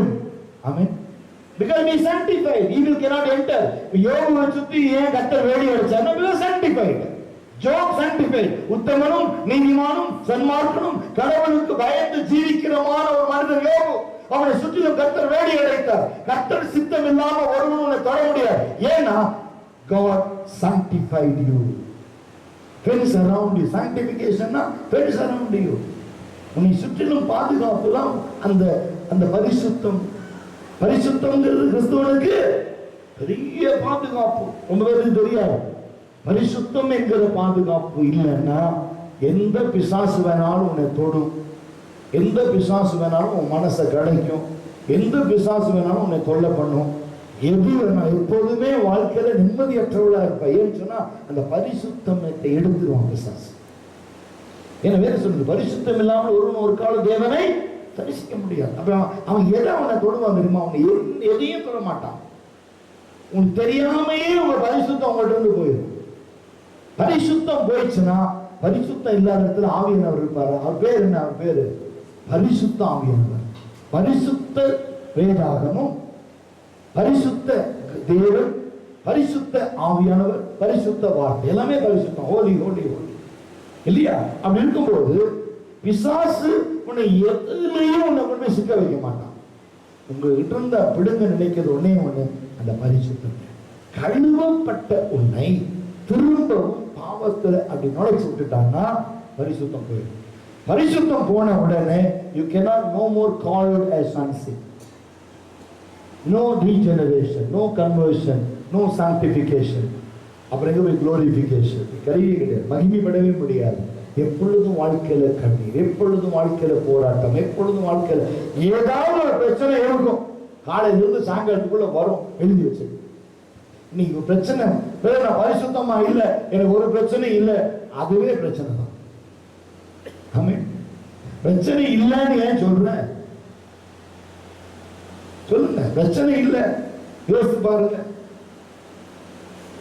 பிரச்சனையே இல்லாத ஒரு ஆள் யார் தெரியுமா? கல்பள்ளியிலையும் ஒசூர் ரோட்லையும் படுத்துக்கிறான் பாருங்க, அவன் தான். அப்படின்னா நீ யாரு? இப்ப திரும்பி செய்திக்குள்ள வருவோம். இது இன்ட்ரடக்ஷன். இவ்வளவு சொன்னது என்னது? புதிய பழையவைகள் ஒளிந்தன, எல்லாம் புதிதாயின. இப்ப கடைசி ஒருத்தர் வாசிச்சிருவோமா? 5:17 வாசிக்க. 2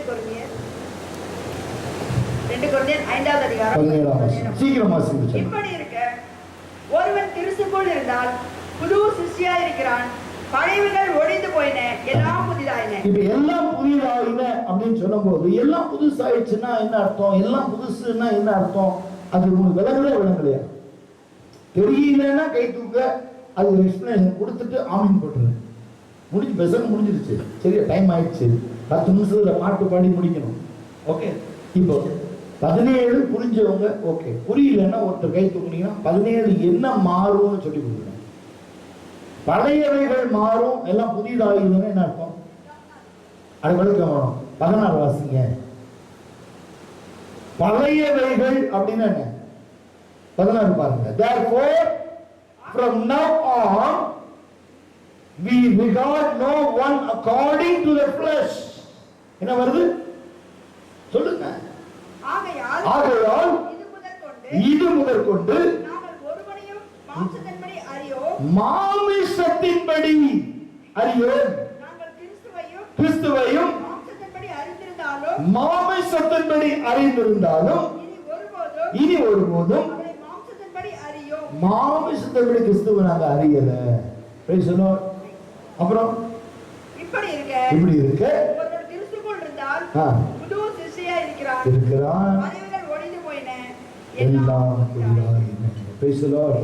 நீங்க மாம்சத்தில் இருக்கீங்களா? இயேசுவும் மாம்சத்தில் வெளிப்படுவார். நீங்க ஆவிக்குட்பட்டவர்களா? கிறிஸ்து பிதாவின் வலது பாசத்தில் உட்கார்ந்திருக்காரு. உங்களுக்குள்ள இருக்கிற ஒரு ஆவியானவர். இன்னும் கிறிஸ்துவ மாம்சத்துல ஜெபிப்போமா? கண்களை மூடி ஜெபிப்போம். அன்பின் ஆண்டவரே, இந்த வேளைக்காக நன்றி சொல்லுகிறோம். கர்த்தாவே, எல்லாம் புதிதாயின, பழையவைகள் ஒளிந்தன, எல்லாம் புதிதாயின. இந்த 7 காரியங்கள் எங்கள் வாழ்க்கையில புதிதாக்கப்பட வேண்டும், புதிதாய் மாற்றப்பட்டிருக்கிறது. ஆகையால் நாங்கள் ஒரு புதிய மகிமைக்காக காத்திருக்கிறோம். அது என் கிறிஸ்து வெளிப்படும் போது அந்த மகிமை நாங்கள் காண்போம். மகிமையின் மேல் மகிமை அடைந்து மறுரூபமாக்கப்பட்டு கிறிஸ்துவோடு பிதாவின் அருகிலே உட்காருவோம் என்கிற நம்பிக்கை இன்றைக்கு நீ கொடுத்திருக்கிற புதிதான நம்பிக்கை. இயேசுவின் நாமத்தில் ஜெபிக்கிறேன் பிதாவே. ஆமென். God bless you.